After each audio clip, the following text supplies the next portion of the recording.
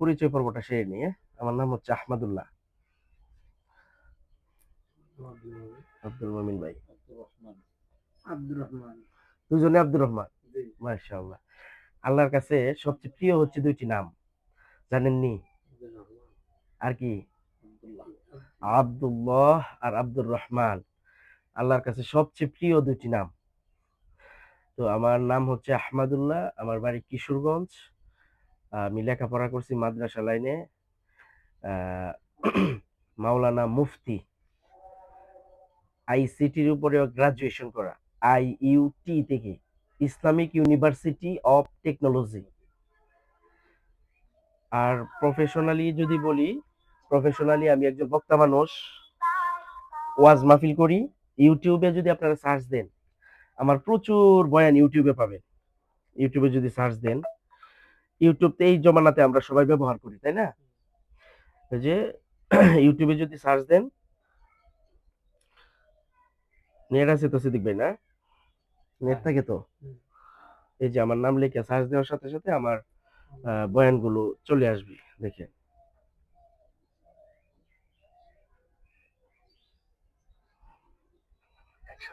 এক বেডে সব জায়গায় থাকে। পরিবার হয়ে ওঠে আর খাওয়ার আনন্দ বহুগুণ বেড়ে যায় যদি ঘরে থাকে নান্দনিক আরএফএল ব্র্যান্ড। এই ব্যক্তিটাকে দেখেন তো। আমি আল্লাহর ঘরে আল্লাহরে করছি হাসানাত। আপনার ছবি দাও। আল্লাহু আকবার। আল্লাহর ঘরে আল্লাহরে কি দিছি? করছে হাসানাত দিছি আল্লাহর ঘরে আল্লাহকে। কথা ঠিক না বেটি? আল্লাহরে করছে হাসানাত দিছি। আসলে এটা কি দান করছে না জমা হইছে? ভাই আপনারা কি বলেন, এটা কি খরচ করছে না জমা হইছে? যে কথাগুলো প্রয়োজন নাই স্কিপ করে রাখেন। স্কিপ কোনটা জানেননি? আপনাদের দুঃখের সাথে বলতে হয়, আপনাদের নাকি 500 খরচ। 5 কেজি কইরা যদি দান আল্লাহর ঘরে দেন, এটা কি খরচ না জমা? জোরে বলেন, খরচ নাকি জমা? আলহামদুলিল্লাহ, আল্লাহর অশেষ মেহেরবানি। আমি অনেক প্রোগ্রাম বিমানে, হেলিকপ্টারে করি।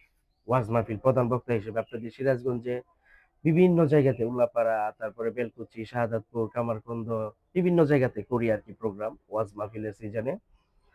তো এখন আপনাদের সাথে যে বিষয় নিয়ে আলোচনায় মূলত বসা, প্রয়োজন একটু জুম করেন, যে বিষয় নিয়ে আলোচনায় আপনাদের জন্য বসা।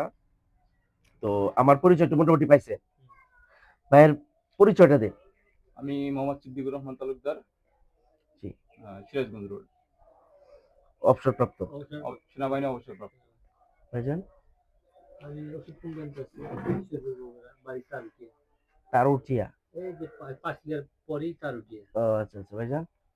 আমার নাম আব্দুর রহমান, বাসা পাঁচলিয়া, স্টুডেন্ট, সিরাজগঞ্জ ইসলামিয়া সরকারি college, honours third year, Bangla department. মাশাআল্লাহ। আব্দুর রহমান ভাই? আব্দুর রহমান, পাঁচলিয়া বাসা। আমি কর্মজীবী, কি করেন? কাঠের শ্রমিক। সাদা সিধা মানুষ আপনি, হ্যাঁ? চেহারা দেখে বোঝা যায় খুব সরল সোজা মানুষ। আলহামদুলিল্লাহ। তো আমরা যে এখানে বসছি, অবশ্যই একটা উদ্দেশ্য আছে না ভাইজান? অবশ্যই। উদ্দেশ্য ছাড়া কিন্তু বসি নাই। আমরা যখন স্কুলে লেখাপড়া করেছি তখন আমাদেরকে জিজ্ঞাসা করা হয়েছিল, what is aim in life, right? তোমার জীবনের লক্ষ্য উদ্দেশ্য কি? এক একজন এক একটা বলছে, my aim in life is doctor, engineer, professor, anyway, এক একজন এক একটা বলছে। তো আমি হচ্ছে বেসিক্যালি আপনার বিভিন্ন জেলা মার্কাজ মসজিদে ইমামতি করছি, ব্যবসা করছি, চাকরি করছি। লাস্ট অফ আমি হচ্ছে আপনার বিদেশ যাওয়ার জন্য, আমার শ্বশুর থাকে হচ্ছে জার্মানে। জার্মান কি ইউরোপের একটা ভালো কান্ট্রি না? উন্নত কান্ট্রি জার্মানি। হ্যাঁ, আমার শ্যালক আছে 3টা ইটালিতে, রোম ইটালির রাজধানী, এটা তো ভালো রাষ্ট্র। ইতালি উন্নত রাষ্ট্র। তো ইটালিতে যাওয়ার জন্য আমি খুব বেশি উদ্বিগ্ন ছিলাম, ইটালিতে যাব। একটা সময় কাগজপত্র জমা হওয়ার পরে সবকিছু প্রসেসিং হয়েছে, ইভেন আমি আপনার মেডিকেল পর্যন্ত করছি। মানুষ মেডিকেল কখন করে বলে তো? বিদেশ যাওয়ার জন্য একদম চূড়ান্ত পর্যায়ে করে না সুদীপ ভাই? আমি মেডিকেলও ডান, কাপড় চোপড় বানাইছি, বিদেশ যাব, খুব আনন্দ।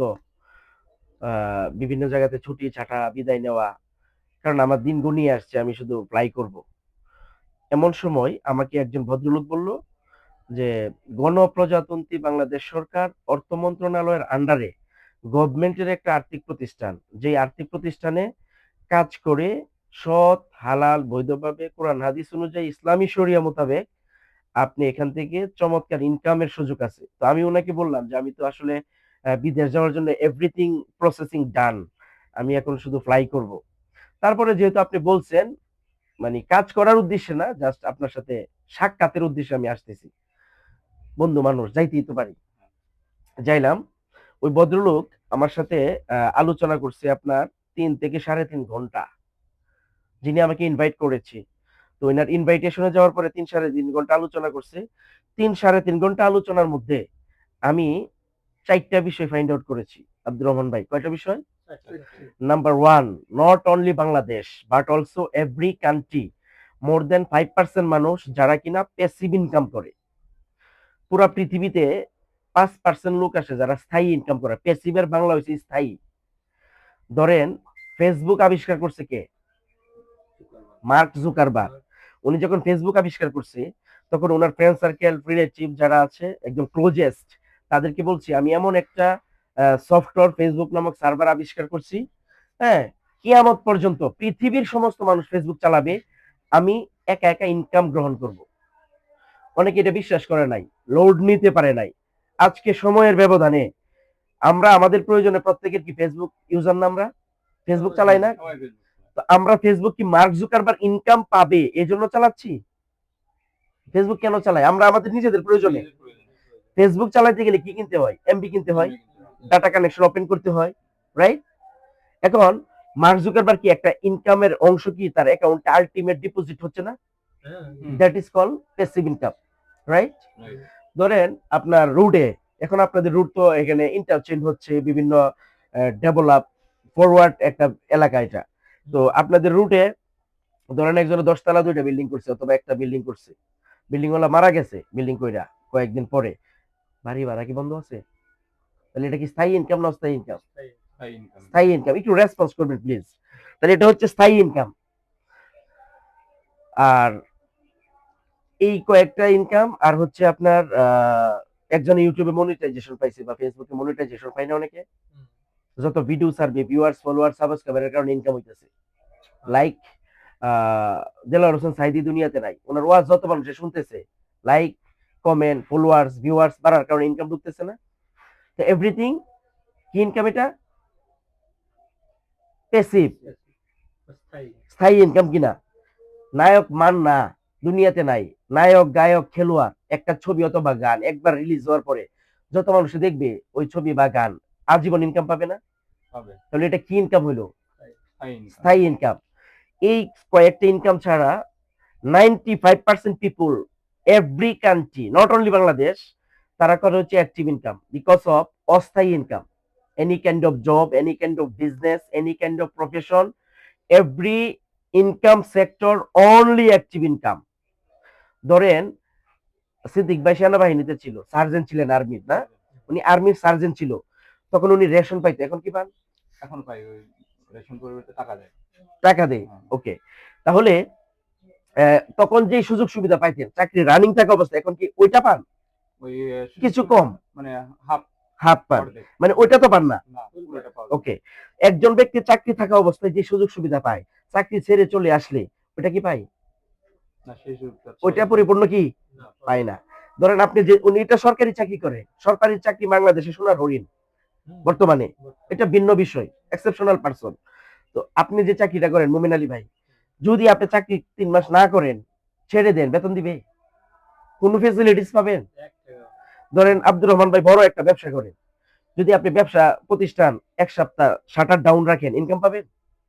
তাহলে আপনি ধরেন জমিতে কাজ করেন, ভালো ফসলাদি করেন, জমিতে কাজ না করলে কি ইনকাম বাড়িতে আসবে ফসল? তাহলে এভরিথিং ইজ কি অ্যাক্টিভ ইনকাম, মানে কাজ করলে ইনকাম আছে, কাজ না করলে ইনকাম নাই। চাকরি, ব্যবসা, প্রবাস, জমি, কৃষি, দিনমজুর, লেবার, শ্রমিক, every profession is only active income, right? আচ্ছা, বাকি 5% মানুষ করে স্থায়ী ইনকাম। তাহলে 2টা বিষয় বুঝলাম। 3 নাম্বার বিষয় হচ্ছে ইনকাম মানুষ কাজের মাধ্যমে করে। কিসের মাধ্যমে? কাজ 2 প্রকার, smart work, hard work. Hard ওয়ার্কের বাংলা কি আব্দুর রহমান ভাই? কঠোর পরিশ্রম। আর স্মার্ট ওয়ার্কের বাংলা কি? মানে ব্রেন কাজে লাগে, জায়গায় বসে এসির ভিতরে বসে ইনকাম আর কি, আরামায়েশের ভিতরে আর কি, যেটা বলা যায়। তো ধরেন লেবার, শ্রমিক, রাজমিস্ত্রি, রিক্সাওয়ালা, দিনমজুর, কৃষক, এভরি প্রফেশন, এভরি পার্সন, তারা হার্ড ওয়ার্কিং করে। রিক্সাওয়ালা কি হার্ড ওয়ার্কিং করে না? হার্ড ওয়ার্কিং, রাজমিস্ত্রি, লেবার, শ্রমিক, কৃষক। সব হার্ড ওয়ার্কিং। আচ্ছা, তাদের income per day highest possibility কত টাকা? 500 টাকা। 500, 1000, 1000 এর বেশি কিন্তু পসিবিলিটি নাই। ধরেন 10 তলা একটা বিল্ডিং আপনি বানাচ্ছেন, 10 তলা বিল্ডিং এর কাজ করে রাজমিস্ত্রি, ইট ভাঙতেছে, ইট মাথায় নিয়ে ছাদে উঠতেছে, রড বাঁকা করতেছে, রোদ্রে গরমে কষ্ট করে আবার মেঘে ভিজা কাজ করতেছে, সারাদিন কাজ করে, তারা কত টাকা দিবেন সাদিক ভাই? কত টাকা দিচ্ছেন? 500, আপনি তো অলরেডি একটা বিল্ডিং বানাইছেন এবং কাজ চলমান ইতিমধ্যে, রাইট? Right. এখন আপনি 500, 1000 টাকা তাকে দিয়েছেন মজুরি। এই বিল্ডিং করতে কি ইঞ্জিনিয়ার লাগে নাই? ইঞ্জিনিয়ার লাগছে। একটা ইঞ্জিনিয়ার যখন 10 তলা বা ডুপ্লেক্স, ট্রিপ্লেক্স বাড়ির ডিজাইন বা ড্রয়িং করবে, ইঞ্জিনিয়ার কত টাকা নিবে? কয়েক লাখ টাকা একটা ড্রয়িং করতে মিনিমাম 20,000 টাকা নিবে। নিবে না? হ্যাঁ। আচ্ছা, একটা 10 তলা বিল্ডিং এর ড্রয়িং করতে কি 20,000 নিবে? না, 1 লক্ষ টাকা লাগবে। লাখ লাখ টাকা নিবে কিনা? 1 লাখ, 1.5 লাখ, 2 লাখ, এটা বিল্ডিং এর সাইজ অনুযায়ী ডিপেন্ড করে, বিল্ডিং এর মডেলের উপরে ডিপেন্ড করে। Am I right? Right. Okay, তাহলে ইঞ্জিনিয়ার কি করলো? Smart work. ইঞ্জিনিয়ার কি হার্ড ওয়ার্কিং করছে? না, না, hard working। উনি ব্রেনে, উনি একটা বিষয়ে এক্সপার্ট, ড্রয়িং ডিজাইনের বিষয়ে কি এক্সপার্ট। উনি ড্রয়িং ডিজাইন করছে, আপনার কাছে 1.5 লাখ, 2 লাখ টাকা নিয়ে গেছে এসির ভিতরে বসে। উনি কিন্তু রোদ্রে কাজ করবেন ইঞ্জিনিয়ার, নাকি রোদ্রে ইট ভাঙবে এসে? না, না, তাহলে ইঞ্জিনিয়ার স্মার্ট ওয়ার্ক করছে, রাজমিস্ত্রি হার্ড ওয়ার্ক করছে। 2 নাম্বার, আমরা যারা বিভিন্ন সময় ডাক্তার দেখাই না, ডাক্তার কি করে? রোগী সিরিয়ালে বসে থাকে, ডাক্তার 5 মিনিট রোগীর কথা শুনে, কি কি সমস্যা উনি কিন্তু আবার নোট করতেছে। দেখবেন ডাক্তার সুজা সিরিয়ালে লেখে, 5 মিনিট কথা বলে, সাজেস্ট করে, প্রেসক্রিপশন লেখে, ভিজিট 1000, রাইট? Right. তাহলে 1000 টাকা ভিজিট হলো, দৈনিক যদি 100 রোগী দেখে, 1 লক্ষ টাকা। Per day 1 lakh, 1 lakh. এর মানে পার মান্থ 30 লাখ। তাহলে doctor, this is only smart work, but I can challenge this is not passive income. এটা কি স্মার্ট ওয়ার্ক, কিন্তু প্যাসিভ না। স্মার্ট মানে উনি 5 মিনিটে 1000 টাকা ইনকাম করতেছে, স্মার্ট ইনকাম না? Smart income। তাহলে দৈনিক 100 রোগী দেখলে 1 লাখ, 50টা রোগী দেখলে 50,000, মাস শেষে 15 lakh. Smart work but not passive income, কারণ উনি 15 দিন যদি রোগী না দেখে তাহলে ইনকাম কিন্তু নাই। নাই। তাহলে এটা কি অ্যাক্টিভ না প্যাসিভ? মানে স্থায়ী না অস্থায়ী? অস্থায়ী ইনকাম। এখন আমি যে বিদেশ যাওয়ার জন্য পাড়ি জমাচ্ছি, আমার যে ভিসা প্রসেসিং হয়েছে, এখন আমি আমারটা বলি, তাহলে আমি যে ইতালিতে যে অথবা ইউরোপের যে কোনো কান্ট্রিতে যে আমি কাজ করব, ওই কাজটা কি অ্যাক্টিভ নাকি প্যাসিভ? ইনকামটা ডেফিনেটলি অ্যাক্টিভ। ইভেন আমি যে ওয়ার্ক করব, কাজ করব, ওই কাজটা কি স্মার্ট ওয়ার্ক না হার্ড ওয়ার্ক? আমাকে তো ঘুমিয়ে বেতন দিবে না।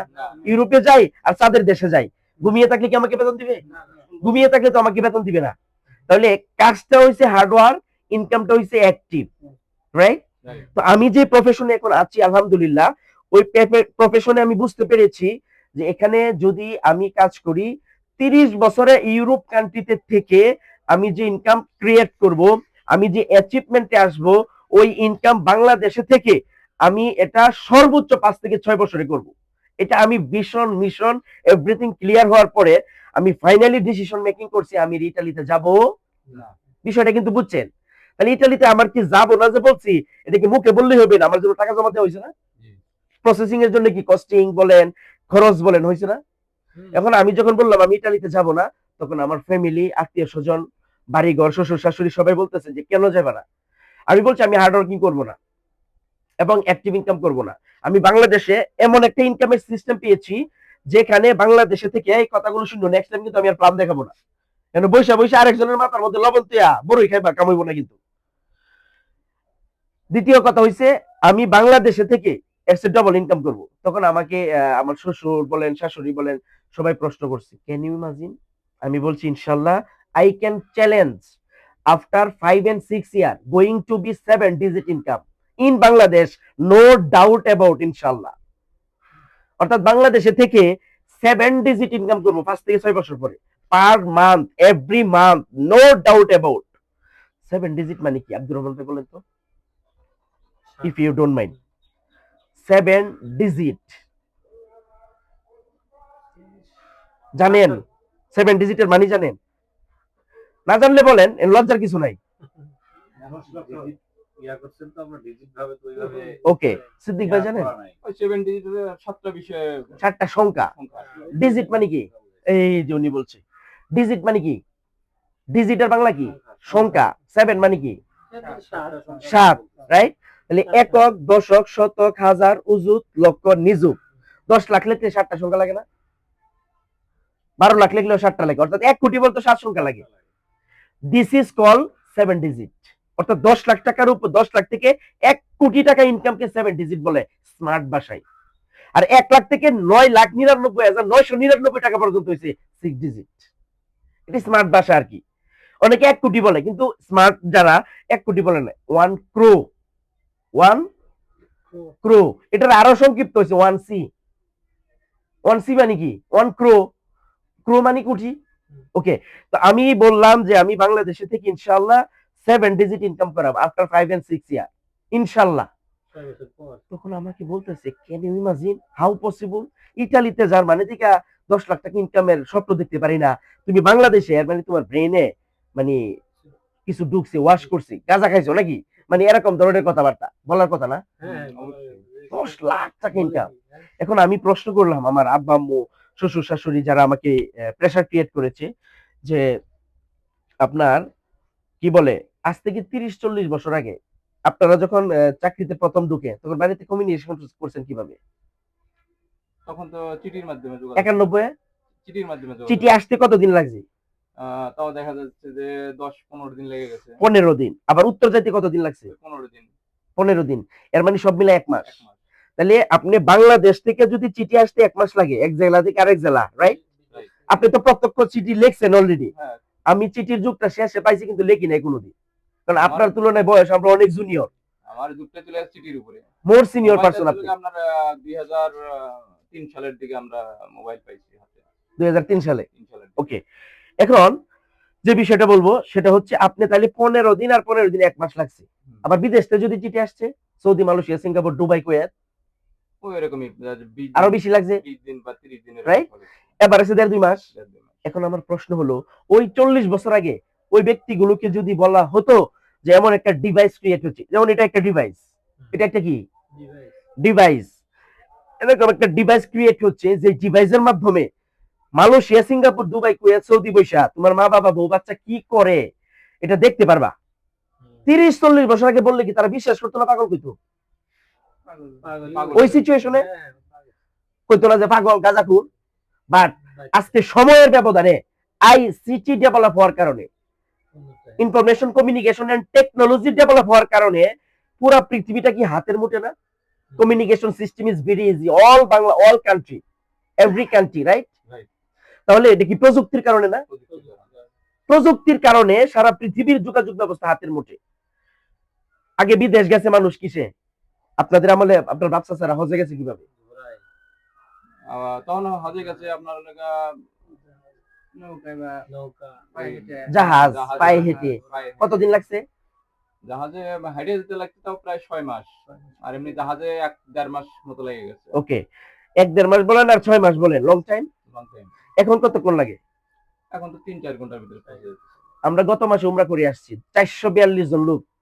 আমরা যে প্রজেক্ট নিয়ে এখন কথা বলবো ওইখান থেকে অ্যাচিভ করছে আপনার, আমরা 5 ঘন্টায় সৌদি চলে গেছি ডাইরেক্ট, কোনো ট্রানজিট নাই। 5 ঘন্টায়, আগে লাগছে 5 মাস 6 মাস, এখন 5 ঘন্টা। এটা কি প্রযুক্তি না? বিমান আবিষ্কারটা কি প্রযুক্তি না? সিদ্দিক ভাই, আপনার আমলে 91 যখন বাড়িতে টাকা পাঠাইছেন কিভাবে পাঠাইছেন? মানি অর্ডারের মাধ্যমে। কতদিন লাগছে টাকা আইতে? তাও দেখা যায় যে 7 দিন সময় লেগে গেছে, 7 দিন 8 দিন। এখন আপনি পৃথিবীর যে কোনো দেশে টাকা পাঠাইবেন অথবা আসবে, কতক্ষণ লাগবে? তো সাথে সাথে পাওয়া যায়। সেকেন্ড, কয়েক সেকেন্ড। তাহলে উনাদের আমলে 91 সালে সিদ্দিক ভাইয়ের পায়ে ভালো হয়েছে, কারণ উনি যেহেতু ওই আমলটা পার করে আইছে, কারণ উনি তো আমাদের এখানে যারা আমরা আছি মোস্ট সিনিয়র পারসন। তাহলে উনার আমলে 7-8 দিন লাগছে বাড়িতে আব্বা আম্মার কাছে টাকা পাঠাইতে, রাইট? এখন লাগে কয়েক second. This is call ICT, প্রযুক্তি। আচ্ছা, জমি চাষ করা দেখছেন আপনারা? গরু, লাঙ্গল, মই, সগম দিয়া কতদিন লাগছে 1 বিঘা জমি চাষ করতে? তখন ও তখন দেখা যায় কয়েকদিন, 5-6 দিন। লাগে গেছে 4-5 দিন লেগে গেছে। লাগছে কিনা? এখন কতক্ষণ লাগে ট্রাক্টর মেশিন দিয়া? এখন তো 10 মিনিটের ভিতরে হয়ে যায়। সর্বোচ্চ 10 থেকে 15 মিনিট। তাইলে এক সপ্তাহের কাজ 15 মিনিটে করতেছে। দিস ইজ কল আইসিটি প্রযুক্তি। আমি এতগুলো কথা কেন বলতেছি? ওই যে আমি যে ইতালিতে যাব না, কেন যাব না, আমি এটা বুঝাইতেছি আপনাদেরকে এবং আমার ফ্যামিলিকে বুঝিয়েছিলাম যে 30 বছর ইউরোপ কান্ট্রিতে থেকে আমি যে পরিমাণ ইনকাম করব, এর চেয়ে কয়েক গুণ ডবল ইনকাম বাংলাদেশে থেকে 5-6 বছরে করব ইনশাআল্লাহ, প্রযুক্তির মাধ্যমে। তাহলে প্রযুক্তি কি হাতের মুঠে কিনা? প্রযুক্তির ব্যবহার আপনাকে বুঝতে হবে। তখন আমি চলে গেলাম, আমার ফ্যামিলির সবাই আমার সাথে খুব রাগ, এই যে গেলাম না বিদেশ, ইউরোপ কান্ট্রি, বাংলাদেশের মানুষ ইউরোপে যাওয়ার জন্য বোর্ডে জীবনের রিস্ক নিয়া, ওই যে লিবিয়া থেকে যারা ঢুকতেছে, পর্তুগাল থেকে যারা ঢুকতেছে, মাল্টা থেকে, সার্বিয়া থেকে যারা ঢুকতেছে, জীবনের রিস্ক নিয়া জাহাজ দিয়ে যাইতেছে না অবৈধভাবে? অনেক লোক মারাও গেছে। মারা গেছে মানে কি? আজকে একটু আগে ভিডিও দেখতেছিলাম, বলতেছে ফেসবুকে লাইভ দিতেছে, আল্লাহ তুমি কবুল করো, হয় বাঁচবো না হয় মরবো, মানে মৃত্যুটা হাতে হাতে মুঠে করে নিয়ে যাচ্ছে, রাইট? তাহলে সেই দেশে, যে দেশে মানুষ মৃত্যু হাতের মুখে নিয়ে যায় জীবন উন্নত করার লক্ষ্যে, সেই জায়গাতে আমি ইউরোপে না যেয়ে বাংলাদেশে থেকে গেছি, এর মানে আমার ভিতরে হয় বুট ঢুকছে না হয় ভালো কিছু ঢুকছে, রাইট? আপনি বুঝতেছেন বুট ঢুকছে, কারণ আপনি তো আমার জায়গায় ক্লিয়ার না, আমি তো আমার জায়গায় ক্লিয়ার। আলহামদুলিল্লাহ, এখানে সিদ্দিক ভাই আছে, সরকারি কর্মচারী। সে জায়গা থেকে আমি যেটা বলবো সেটা হচ্ছে, আপনাদের বেতন তো ব্যাংকে ঢুকছে না? চাকরি করছেন যে? আচ্ছা, একটা মিনিট।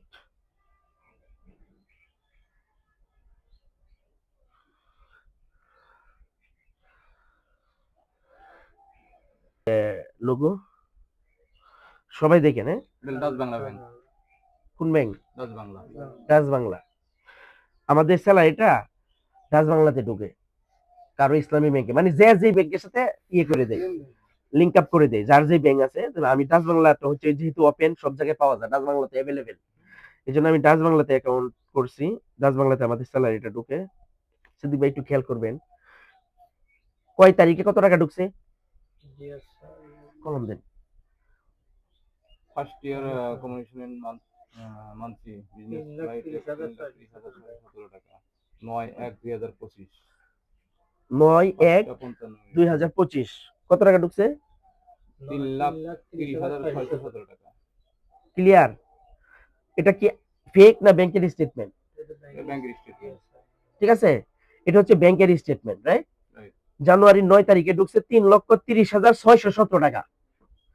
ফেব্রুয়ারি দেখেন 6/2/25 কত টাকা ঢুকছে?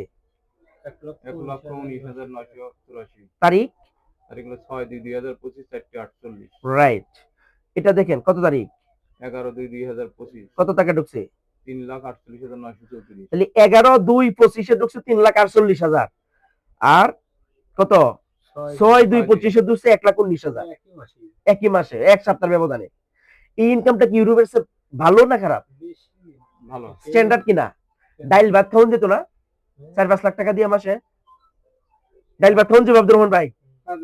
আচ্ছা, এই হচ্ছে আমার প্রতি মাসের ইনকামের স্টেটমেন্ট। নাকি আপনার কাছে ফেক মনে হচ্ছে? এটা কি ফেক না অথেন্টিক? না না, ঠিক আছে। এই যে ডাচ বাংলা ব্যাংকের মেসেজ দেখে, সব ডাচ বাংলা, রাইট? রাইট। আচ্ছা, এখন আমাদের কোম্পানি থেকে এখন আমি কাজ করি কোম্পানিতে ঠিক আড়াই বছর চলে। আড়াই বছরের ক্যারিয়ারে 3 লাখ, 3.5 লাখ, 2.5 লাখ, 3 লাখ এভারেজ ইনকাম বলতেছি। তাহলে 2.5-3 লাখ টাকা ইনকাম প্রতি মাসে করতেছি, মা বাবাকে সময় দিতে পারতেছি, বউ বাচ্চাকে সময় দিয়া, আত্মীয় স্বজন দেশে থাইকা, বিদেশ গেলে তো আত্মীয় স্বজনের মুখ দেখা যায় না, বউ বাচ্চার মুখ দেখা যায় না, রাইট? এখন দেখা যায় মানে ভিডিওতে আর কি, ভিডিওতে দেখা আর বাচ্চারে কুলে নেওয়া তো এক না, ভিডিওতে তার বাচ্চারে মানে ফিজিক্যাল কুলে নেওয়া যাবে না, তাই না? সেটা বলছি আর কি। তো বাংলাদেশে থেকে ইনকামটা করতেছি আলহামদুলিল্লাহ সুম্মা আলহামদুলিল্লাহ। আমার মাধ্যমে বিভিন্ন, বিশেষ করে আপনাদের সিরাজগঞ্জে বিভিন্ন প্রাইমারি হাই স্কুলের headmaster, English teacher, PCS cadre, running 2 জন ওসি, সরকারি কলেজের প্রফেসর, ওই যে মুন্সিপালিটি কলেজ আছে না, মুন্সিপালিটি কলেজ, ঠিক আছে, তারপরে হচ্ছে আপনার সরকারি কলেজ সিরাজগঞ্জ, তারপরে হচ্ছে আপনার বিভিন্ন হাই স্কুলের হেডমাস্টার, ঠিক আছে, পুলিশের রানিং 2 জন ওসি আছে, সচিব আছে, ব্যাংকার আছে, এই তারপরে হচ্ছে উকিল ব্যারিস্টার আছে, তারা তাদের স্টুডেন্ট আছে, অনেক অনেক স্টুডেন্ট আছে তার মতো, তারা তাদের প্রফেশনকে ঠিক রেখে পার্ট টাইম সাম টাইম সময় দিয়ে আপনার মতো বিভিন্ন মার্কেটিং এ কাজ করে। SRMR আছে, SRMR তো বুঝেন, তো তারা পার্ট টাইম সময় দিতেছে, সাম টাইম সময় দিচ্ছে। আপনার মতো যারা অনেক সেনাবাহিনী আছে আমার টিমে কাজ করে, সেনাবাহিনী, আর্মি, পুলিশ, BTR, মিলিটারি, তারাও কাজ করে পার্ট টাইম সাম টাইম সময় দিয়ে। আবার কেউ ফুল টাইম, যেমন আমি ফুল টাইম অল টাইম কাজ করি। তারা কেউ 50,000, কেউ 70,000, কেউ 1 লাখ টাকা ইনকাম করতেছে প্রতি মাসে। আপনাদের সিরাজগঞ্জের লোক আছে 23 বছর 24 বছরের লোক মাসে লাখ টাকা ইনকাম করে সিরাজগঞ্জ। ওই যে বহলি চিনেন, বহলি, বাগবাটি, পিপুলবাড়িয়া, হ্যাঁ, ওই দিক দিয়ে হচ্ছে আপনার আমিনপুর, ঢাকা, চিনেন না এগুলো? হ্যাঁ। আচ্ছা, সনগাছা। তো এই সমস্ত এই এলাকার লোকগুলো 23 বছর 24 বছরের ছেলে, মানে স্টুডেন্ট, সবাই ভার্সিটিতে পড়ে, তারা কিন্তু লাখ টাকা, 70,000, 80,000, কেউ লাখ টাকার উপরে ইনকাম করে। সবার মাধ্যম হয়েছে আমি অধম। এখন আসেন আপনাদের সাথে আজকে আমার কি টাইম দেখতেছেন কেন? ডিউটি আছে কোনো? গার্মেন্টস নাই তো, চিন্তা নাই। আপনাদের সাথে আজকে হয়তোবা আমার ভাই বন্ধু হিসেবে ফার্স্ট ইন্ট্রোডিউস। যদি আমার মাধ্যমে সৎ হালাল বৈধভাবে আপনি 50,000 টাকা ইনকাম করতে পারেন, লাখ লাখ টাকার হিসাব বাদ দিলাম, 50,000 গ্রামে থেকে ইনকাম করতে পারেন আপনার প্রফেশন ঠিক রেখে, আপনি সহ আপনার ফ্যামিলি সহ আমার জন্য দোয়া করবে না? অবশ্যই করবে কিনা? এই যে আমি 442 জন লোক আমাদের কোম্পানি থেকে উমরা টার্গেট করছি। আমরা গত মাসে উমরা থেকে আসলাম, এক বিমান আমাদেরও লাগছে, ডাইরেক্ট আমরা গেছি, কোনো ট্রানজিট ছিল না। তো এই যে আমরা উমরাটা করে আসলাম, একজন প্রাইমারি হেডমাস্টার আছে জনাব জাহাঙ্গীর আলম সাহেব, তো ওনার অনুভূতি বলার জন্য দিছিল হাজার হাজার মানুষের সামনে, উনি কান্না করে দিছে আমার জড়ায় দিলে। আজকে আমি 23 বছর প্রাইমারি হেডমাস্টার, প্রাইমারি কি ফুল সরকারি না, যে ফল সরকারি চাকরি করে 23 বছর উমরা করার স্বপ্ন দেখতে পারি নাই। আজকে হুজুরের কারণে, মানে আমার কথা বলতেছে যে আজকে হুজুরের কথা অনুযায়ী সময় দেওয়ার কারণে আজকে আমি 10 মাস কাজ করি, উমরা করে আসছি, এবং প্রতি মাসে লাখ টাকা ইনকাম করে। আবার স্কুলের চাকরিও ঠিক আছে। এই ব্যক্তিটা কি আজীবন আমার জন্য নামাজের বিছানায় পড়া মোনাজাতে দোয়া করবে না? কিরে ভাই, দোয়া করবে কিনা? অবশ্যই।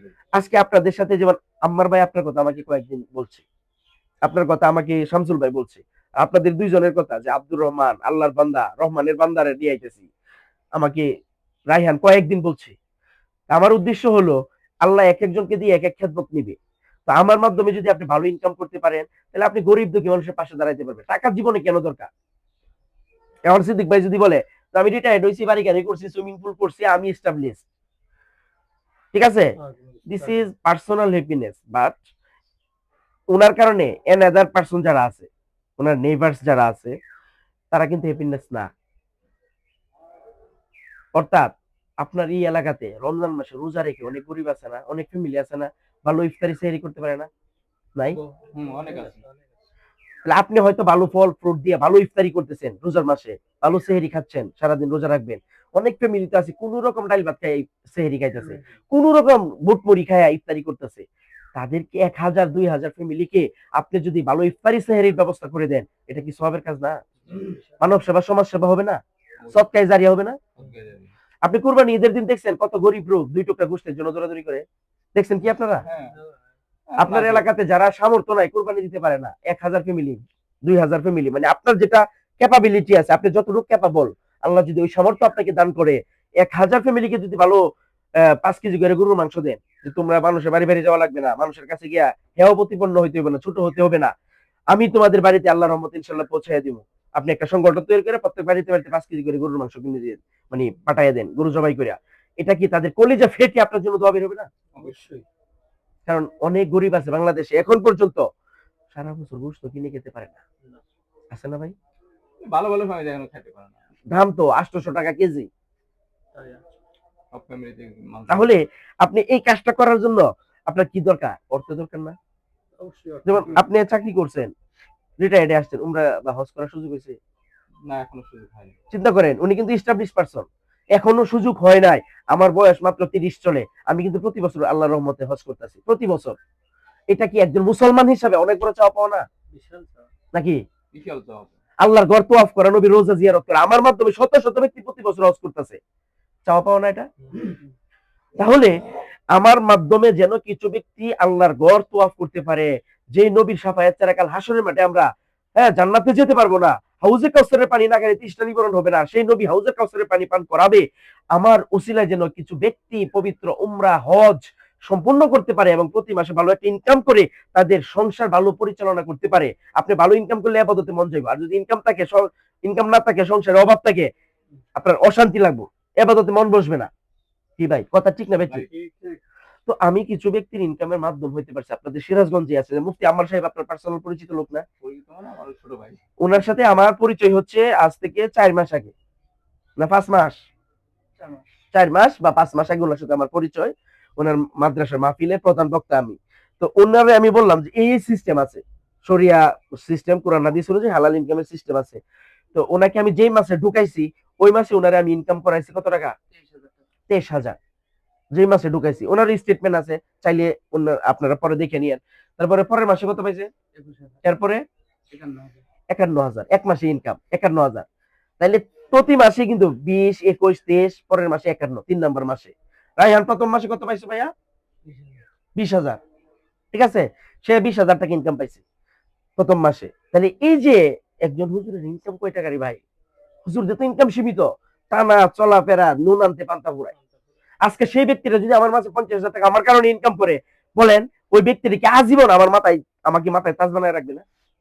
ওই ব্যক্তির ফ্যামিলি আমার জন্য দোয়া করবে, দোয়া কি চাইতে হয় নাকি?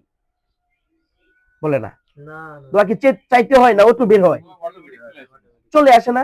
সে নামাজ পড়ে যখন বিশেষ সময় যখন দোয়া করবে, আমার কথা কি তার মানে মনের অজান্তে মনে হবে না? আল্লাহ মুফতি আহমদুল্লাহ সাহেবকে তুমি কবুল করো, ওনার ফ্যামিলিকে মাফ করে দাও। উনি তো এমনি আমার জন্য দোয়া করবে। আমি মারা গেলে শত শত ফ্যামিলি আমার জন্য দোয়া করবে। কেন? শত শত ফ্যামিলি কর্মসংস্থানের মাধ্যমে আমি অধম। রাইট ভাই? এই জন্য আমি এখান থেকে যে ইনকামটা করতেছি, আমি একক সফলতা বিশ্বাসী না, আমি সবাইকে নিয়ে সফল হতে চাই। আজকে আপনাদের সিরাজগঞ্জে কয়েকশো লোক আছে আমার আন্ডারে কাজ করে। তাহলে আপনারা যেহেতু মুফতি আম্মার সাহেব, রায়হান সাহেব, শামসুল হক সাহেবের কাছের লোক, আপনারাও সফল হন। আমি তো আর আমার বাবার জমি বিক্রি করে আপনারা টাকা দিব না, আমি একটা সিস্টেম দেখাই দিব, আপনারা সিস্টেম ফলো করবেন, সিস্টেম আপনাদেরকে ইনকাম দিবে। কি সিস্টেম ইনকাম দিবে? সিস্টেম না জানার কারণেই আমরা অনেক পিছিয়ে আছি। পিছনে পড়ে রয়েছি। যাক, তাহলে আমরা ইনকামটা কিভাবে করি? আমি এখানে ভিডিও করার উদ্দেশ্য কি? আমার শত শত ব্যক্তি তো চাইলে এখানে আসতে পারবে না। সারা বাংলাদেশে 17টা জেলায় আমার লোকজন কাজ করে। এখন এই ভিডিওটা আমি আমার একটা গ্রুপ আছে, গ্রুপে ছেড়ে দিব। তাহলে আমি যে কথাগুলো বলতেছি, এই কথাগুলো সেম তারা আমার মতো বলতে পারবে, কারণ এটা একটা ট্রেনিং তাদের জন্য আর কি। Training is the success of foundation, right? এখন ইপিজে আবুল কালাম আজাদ নাম শুনছেন? উনি কে? APJ Abul Kalam Azad, right? এই যে সে জানে, ভারতের প্রয়াত রাষ্ট্রপতি এবং বিজ্ঞ দার্শনিক কিন্তু উনি। ওনার অনেক বাণী আছে, ওনার বাণীগুলো পুরো বিশ্ব ফলো করে না সিদ্দিক ভাই? উনি বলছে, everybody, if you want to be successful in your life, follow someone who is already successful in your field, just copy and paste, you will get the same result. Bangla কি কই দেব? If you want to be successful in your life, তুমি যদি তোমার জীবনে সফল হতে চাও, ফলো সামওয়ান, এমন একজনকে তুমি ফলো করো, who is already successful in your field, যে নাকি ওই ফিল্ডে বা ওই সেক্টরে সফল।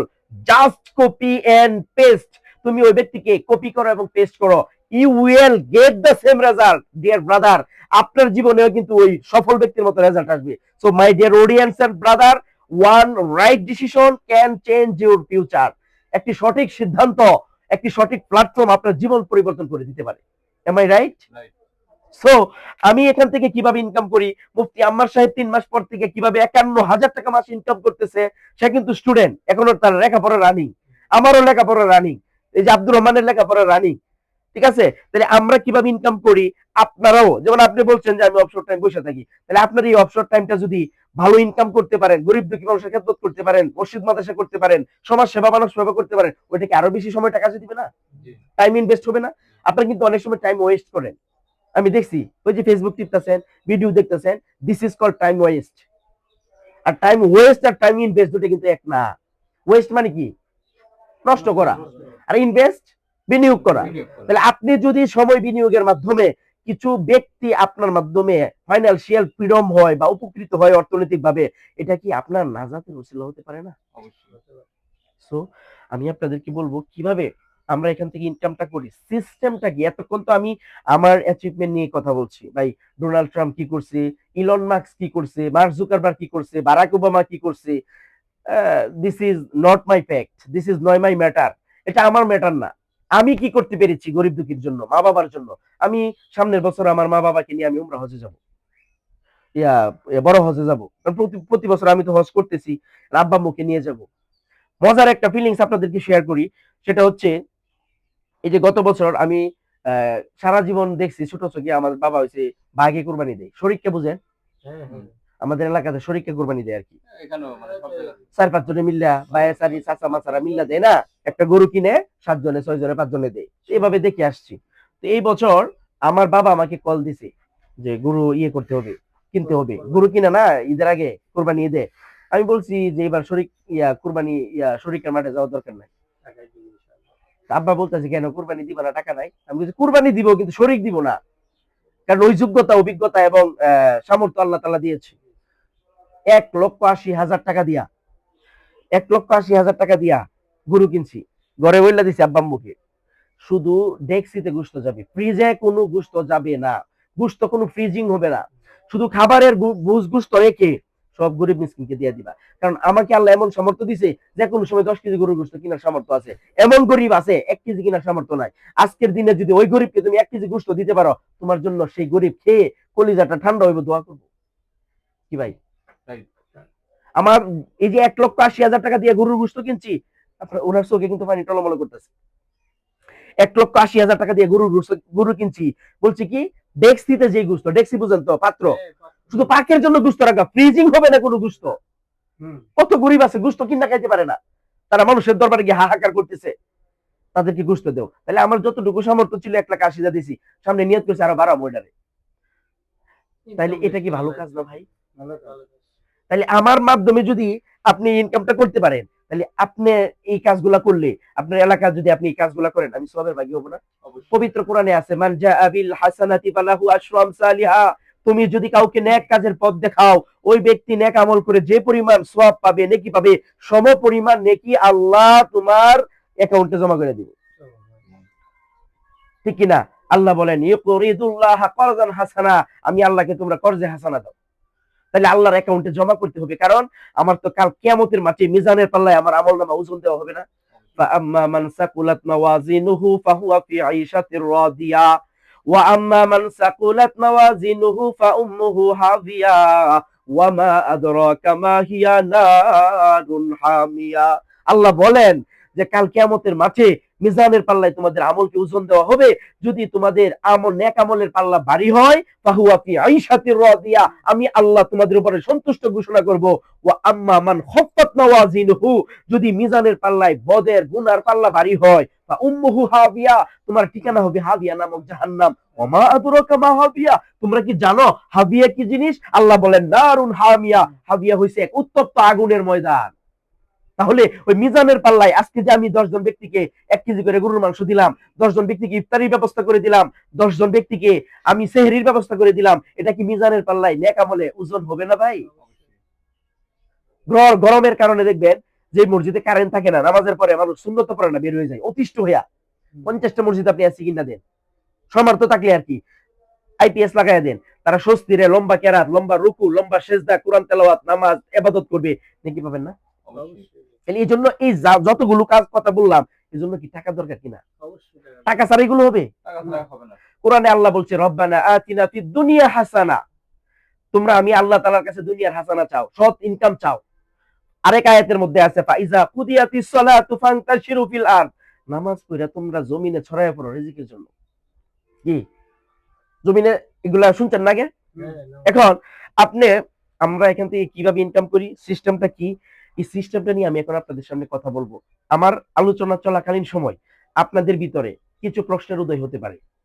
আমি আপনাদেরকে বিনয়ের সাথে ভাই হিসেবে, বন্ধু হিসেবে, শুভাকাঙ্ক্ষী হিসেবে রিকোয়েস্ট করব টোটাল আলোচনাটা মনোযোগ সহকারে শুনবেন। আজকে যে আলোচনা এখন আমি শুরু করব, ওই আলোচনা শোনার কারণে আলহামদুলিল্লাহ সুম্মা আলহামদুলিল্লাহ প্রতি মাসে 3-4 লাখ টাকা ইনকাম করি, শুধু ওই আলোচনাটা ব্রেইনে রিসিভ করার কারণে, আমল করার কারণে আজকে মাসে 3-4 লাখ টাকা ইনকাম করি।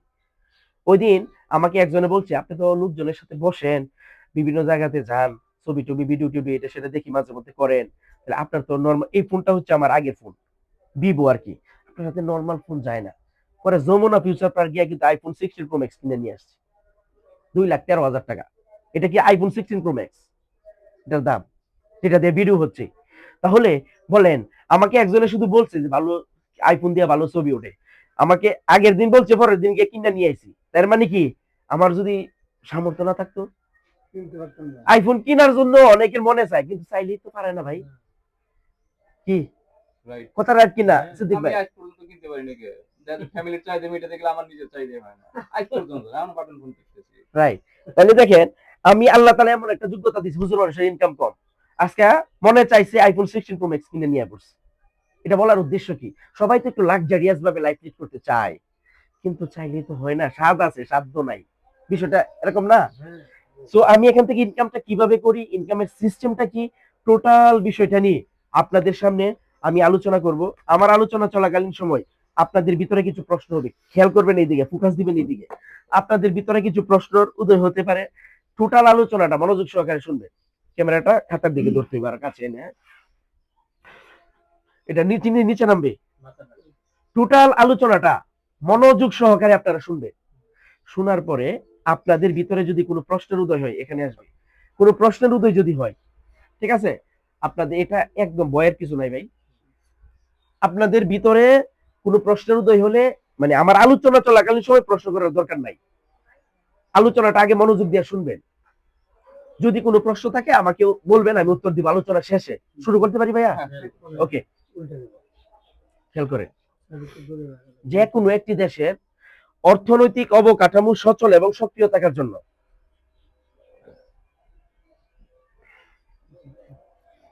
আপনারা বসে প্ল্যানটা ভালোভাবে দেখেন, হ্যাঁ, নেক্সট টাইমে আমাকে প্ল্যান দেখে দিবেন না, কষ্ট লাগে। যে কোনো একটি দেশের, not only Bangladesh but also every country, যে কোনো একটি দেশের অর্থনৈতিক অবকাঠামো সচল এবং সক্রিয় থাকার জন্য দুইটি প্রতিষ্ঠানের ভূমিকা জরুরি। এই দুইটা প্রতিষ্ঠান ছাড়া পৃথিবীতে কোনো দেশ ন্যানো সেকেন্ড স্টে করতে পারবে না। কথা কি বুঝছেন কিনা? কয়টা প্রতিষ্ঠান?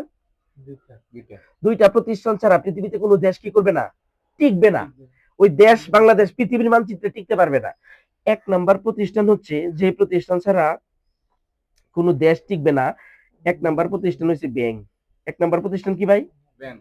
ব্যাংক। দুই নাম্বার প্রতিষ্ঠান হচ্ছে ইন্স্যুরেন্স। ব্যাংক এবং ইন্স্যুরেন্স। ইন্স্যুরেন্স। বাংলাদেশে সর্বমোট, বেশি আলাই দিলে দেখা যাবে উল্টে যায়। বাংলাদেশে পুরো লেখাটা ক্লিয়ার আছে, পরবর্তী সবাই যেন প্ল্যান দেখতে পারে। এখানে থাকবে। বাংলাদেশে সর্বমোট ব্যাংক আছে 63টা। কয়টা?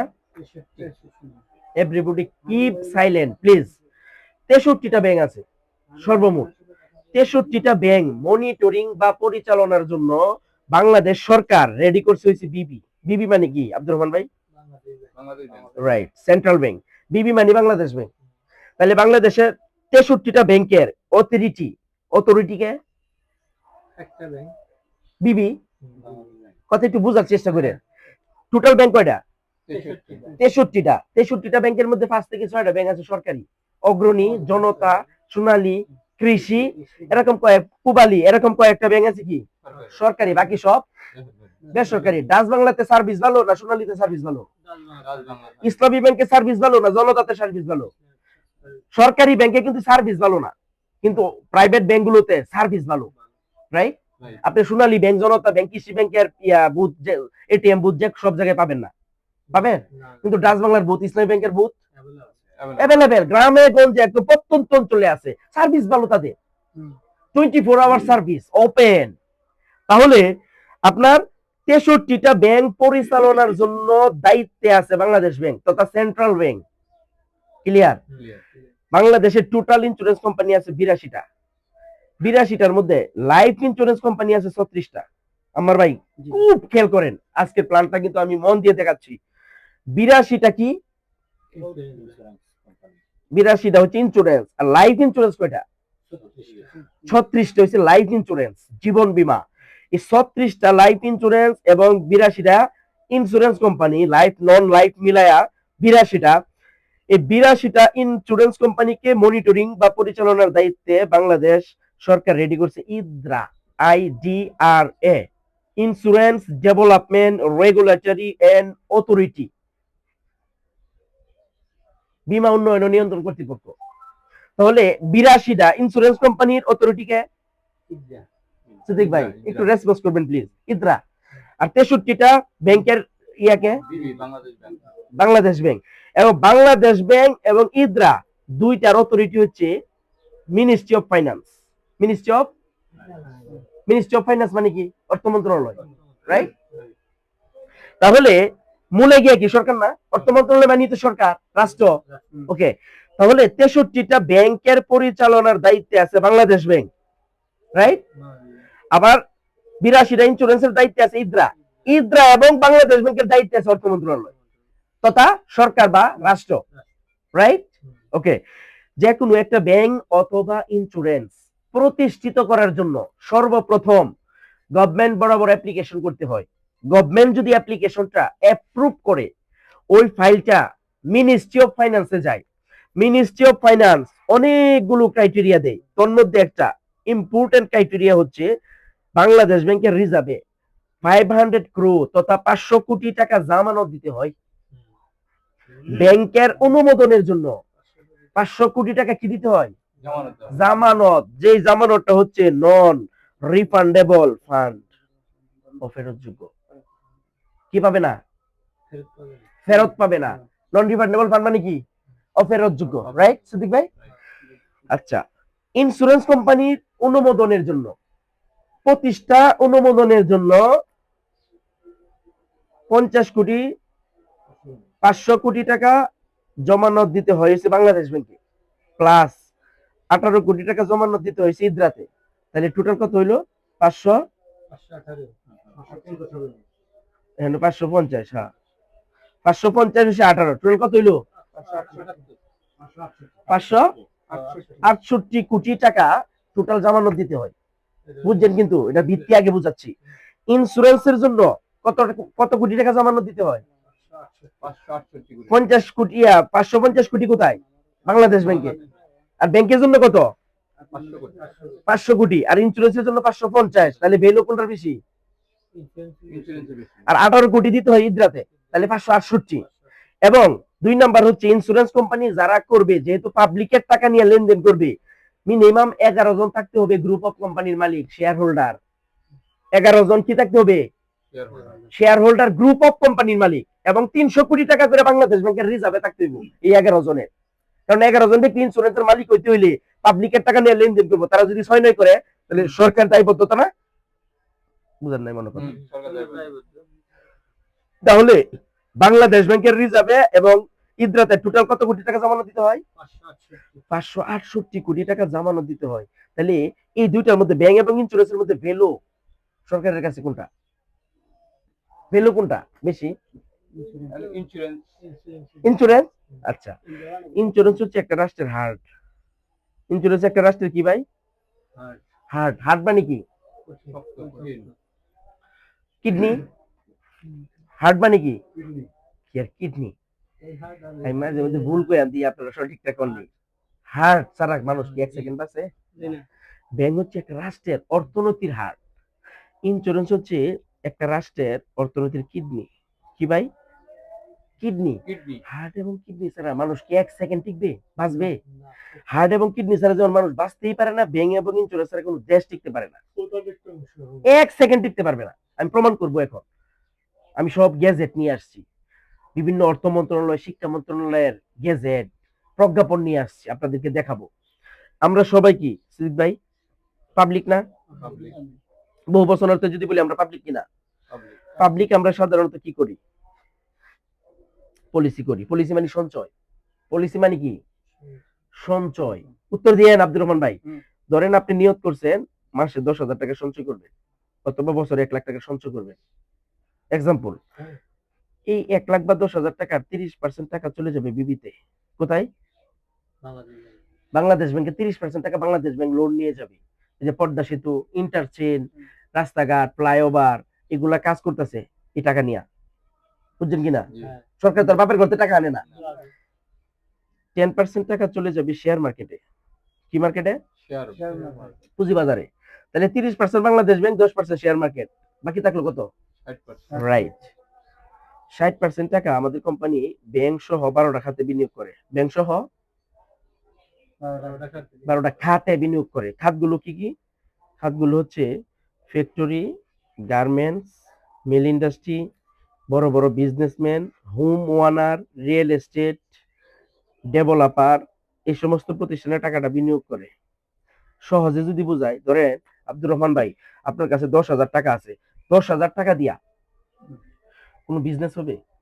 না, হ্যাঁ, হবে না, ফ্যাক্টরি, গার্মেন্টস, কলকারখানা না, হবে? না, সিদ্দিক ভাই, না। 1 লাখ মানুষে যদি 10,000 করে দেয়, তাহলে হবে। টাকা হয় কত? 10 লাখ, 10,000 হিসাব বুঝা কয়ে একজনে 10,000, 1 লক্ষ মানুষে কত হয়? তাহলে 100 লোকে তো 10 লাখ। 100 কোটি হইতাছে। 100 কত হইতাছে? 100 কোটি। 100 কোটি। আপনার কত? 10,000 ওনার কত? 10,000 সবার 10,000, কিন্তু 1 লাখ মানুষে দেওয়ার কারণে টাকা হচ্ছে 100 কোটি। রাইট? রাইট। 100 কোটি টাকা দিয়ে গার্মেন্টস, ফ্যাক্টরি, মিল ইন্ডাস্ট্রি, কল কারখানা হবে কিনা? হবে। হবে না? কারণ আপনার 10,000 টা কিচ্ছু হইতো না, ওনার 20,000 টা কিচ্ছু হইতো না, ওনার 50,000 টাও কিচ্ছু হইতো না। না। কি? কিন্তু 1 লাখ মানুষে দেওয়ার কারণে 100 কোটি। 100 কোটি টাকা দিয়ে মিল ইন্ডাস্ট্রি, ফ্যাক্টরি, গার্মেন্টস, কল কারখানা সবই হবে। হবে কিনা? হবে। এখন আমাদের কোম্পানিতে গ্রাহক আছে 13 লাখ। কত লাখ? 13 লাখ। 13 লাখ। 13 লাখ। আমাদের কোম্পানির নাম হচ্ছে সোনালী লাইফ ইন্স্যুরেন্স কোম্পানি লিমিটেড। নাম কি? Sonali life insurance. সোনালী লাইফ ইন্স্যুরেন্স কোম্পানি লিমিটেড। এখন আপনি আব্দুর রহমান ভাইয়ের 10,000, ওই আব্দুর রহমানের 20,000, মোমেন আলী ভাইয়ের 50,000, ওনার ধরেন 5 লাখ, কিচ্ছু হইতো না। একটা গার্মেন্টস হইতো না আর কি অন্তত। না। হবে? না। একটা ফ্যাক্টরি হবে। কিন্তু 1 লাখ মানুষে 10,000 করে দিছে, 100 কোটি। তাহলে 13 লাখ মানুষ আছে আমাদের কোম্পানিতে, গ্রাহক আছে। তাহলে 13 লাখ গ্রাহকের কি শত শত কোটি টাকা ঢুকতেছে না? এই টাকা দিয়ে আমাদের কোম্পানি ব্যবসা করে। কারণ আপনার 10,000, 20,000 দিয়ে ব্যবসা হইতো না। যেহেতু 13 লাখ মানুষে দিতেছে, শত শত কোটি টাকা ঢুকতেছে, এই টাকা দিয়ে কোম্পানি কি করে?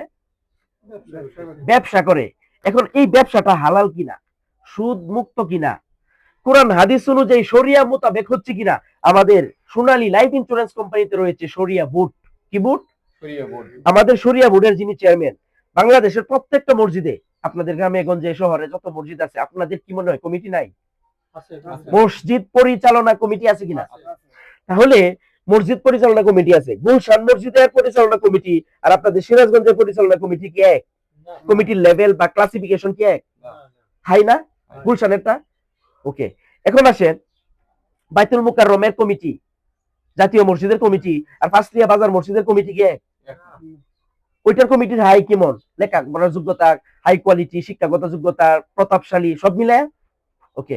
তাহলে আপনাদের কি মনে হয় ভাই, কাবা শরীফ সারা দুনিয়ার মুসলমানের হৃদয়ের স্পন্দন বাইতুল্লাহ, কাবা শরীফ যে পরিচালিত হয়, বাইতুল্লাহতে 1 রাকাত নামাজ পড়লে কত রাকাত নামাজের নেকি জানেন মুফতি সাহেব?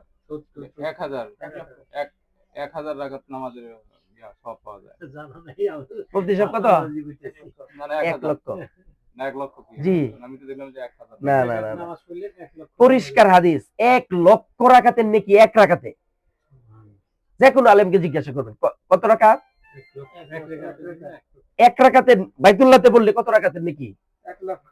আর মদিনাতে যদি পড়েন মসজিদে নববীতে 50,000, মানে 1 রাকাতে 50,000 রাকাতের নেকি। তাহলে ওই বাইতুল্লাহর দাম আল্লাহর কাছে অনেক বেশি না? আল মাসজিদু বাইতুল্লাহ সাজদাতুন ওয়াহিদাতুন খায়রুম মিনাদ দুনিয়া ওয়া মা ফিহা। মসজিদ আল্লাহর ঘর বাইতুল্লাহ, যে ব্যক্তি বাইতুল্লাহতে 1 রাকাত নামাজ আদায় করবে, আল্লাহ সুবহানাহু ওয়া তাআলা 1 লক্ষ রাকাত নামাজের নেকি তার আমলনামায় দান করবে। সুবহানাল্লাহ। তাহলে ওই বাইতুল্লাহ যে পরিচালিত হয়, ওই বাইতুল্লাহ শরীফের মক্কাতে যে বাইতুল্লাহ হেরেম শরীফ, ওইটার কি কমিটি নাই? ওইটা পরিচালনার জন্য সৌদি আরবের বড় বড় শায়েখরা বৈশা সৌদির সরকারের অনুমোদন সাপেক্ষে সারা পৃথিবীর মুসলমান দেশ থেকে 42 জন আলেম নিছে। কথা আগে বুঝছে, সারা পৃথিবী থেকে বাছাই করছে 42 জন ইন্টারন্যাশনাল আলেম। যেই 42 জন আলেমের মাধ্যমে পরিচালনা হবে, মাসালা ফতোয়া অনুযায়ী পরিচালনা হবে কাবা শরীফ। ওই 42 জনের মধ্যে একজন আলেম বাছাই করছে বাংলাদেশ থেকে। বাংলাদেশে কি একজন আলেম? না। তাহলে এত আলেম, লক্ষ লক্ষ আলেম বাংলাদেশে একজন নিল কেন? কারণ আছে না? আচ্ছা, বাংলাদেশে কিছুদিন পর পরে কোরআন প্রতিযোগিতা হয় না? বাংলাদেশে এই যে কিছুদিন আগে আপনাদের টাঙ্গাইলের সালে আহমদ তাকরিম 1 নাম্বার হয়েছে, নিউজ পাইছেন কিনা? প্রত্যেক বছর বাংলাদেশ প্রথম হয়। রাইট, নাজমুস সাকিব 1 নাম্বার হয়েছে, আবু রায়হান 1 নাম্বার হয়েছে, মানে ডে বাই ডে এক একজন হচ্ছে আর কি। তাহলে মদিনা উম্মুল কুরা ইসলামিক ইউনিভার্সিটি, উম্মুল কুরা ইসলামিক ইউনিভার্সিটিতে একটা কোরআন প্রতিযোগিতা হয়েছিল। কোরআন হাদিসের উপরে সর্বোচ্চ এলেম অর্জনকারী, বেশি পাণ্ডিত্যকে লাভ করে সারা পৃথিবী থেকে মানুষ গেছে ওইখানে। মদিনা উম্মুল কুরা ইসলামিক ইউনিভার্সিটি, নাম শুনছেন? আজকে সার্চ দিবেন ইউটিউবে, তাহলে সব তথ্য পেয়ে যাবেন। সারা পৃথিবীতে ইসলামিক ইউনিভার্সিটি আছে 3টা বড় বড়। কয়টা? 1 নাম্বার হচ্ছে মদিনা উম্মুল কুরা ইসলামী ইউনিভার্সিটি, 2 নাম্বার মিশর জামিয়াতুল আজহা, মিজানুর রহমান আজহারি জায়গাতে পড়ছে, বুঝছেন কিনা? 3 নাম্বার হচ্ছে আইসিটি না IUT, Islamic University of technology, Malaysia. তাহলে সারা পৃথিবীতে সবচেয়ে বড় ইসলামী ইউনিভার্সিটি কয়টা পাইলাম? 1 নাম্বার কি? মদিনা উম্মুল কুরা, ঠিক আছে, 1 নম্বরে আছে। ওই উম্মুল কুরাতে সারা পৃথিবী থেকে আলেমদেরকে বাছাই করছে, যাদের কাদের এলমি যোগ্যতা বেশি, কোরআন হাদিসের উপর পাণ্ডিত্য জ্ঞান কাদের বেশি। ওই 1000 নাম্বারের একটা পরীক্ষা হয়েছিল ওই উম্মুল কুরাতে। 1000 নাম্বারের মধ্যে 999 নাম্বার বেশি পেয়ে যিনি সারা বিশ্বে 1 নাম্বার স্থান অধিকার করেছেন, তিনি আমাদের বাংলাদেশের গর্ব, জনাব সৈয়দ আল্লামা মুফতি কামাল উদ্দিন জাফরি সাহেব। আলহামদুলিল্লাহ বলবেন না? আলহামদুলিল্লাহ। উনি হচ্ছে 1 নাম্বার পজিশনে আছে সারা পৃথিবীর আলেমদের মধ্যে। 1000-এর মধ্যে 999 বেশি পাইছে। এটা আমার কথা না, দেখে আপনাদেরকে একটা প্রমাণ দেই। আপনারা ওয়াজ মাহফিল শুনেন না? শুনেন কিনা? শুনি। ইউটিউবে খারাপ লাগতেছে ভাই? না না আচ্ছা, ওয়াজ মাহফিল শুনতে যায়া আপনারা কি দেখেন তো এই বক্তাটাকে চিনেন কিনা? অবশ্যই চিনার কথা।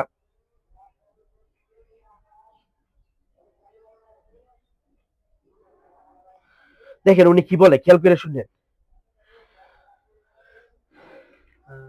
সাইয়েদ কামাল উদ্দিন জাফরি বাংলাদেশের এখন 1 নম্বরে আলেম তিনি। আমি সৌদি আরবে যাওয়ার পরে মদিনায় বিশ্ববিদ্যালয়ে একটু ঘুরতে গেলাম। এক শায়েখের সাথে আমার পরিচয়। জিজ্ঞাসা করছে, আয়না বিলা ঢুকাইয়া হাত কি হচ্ছে? আমি বললাম, জি তুমি বাংলাদেশ। আমারে বলছে বাংলাদেশে বাড়ি।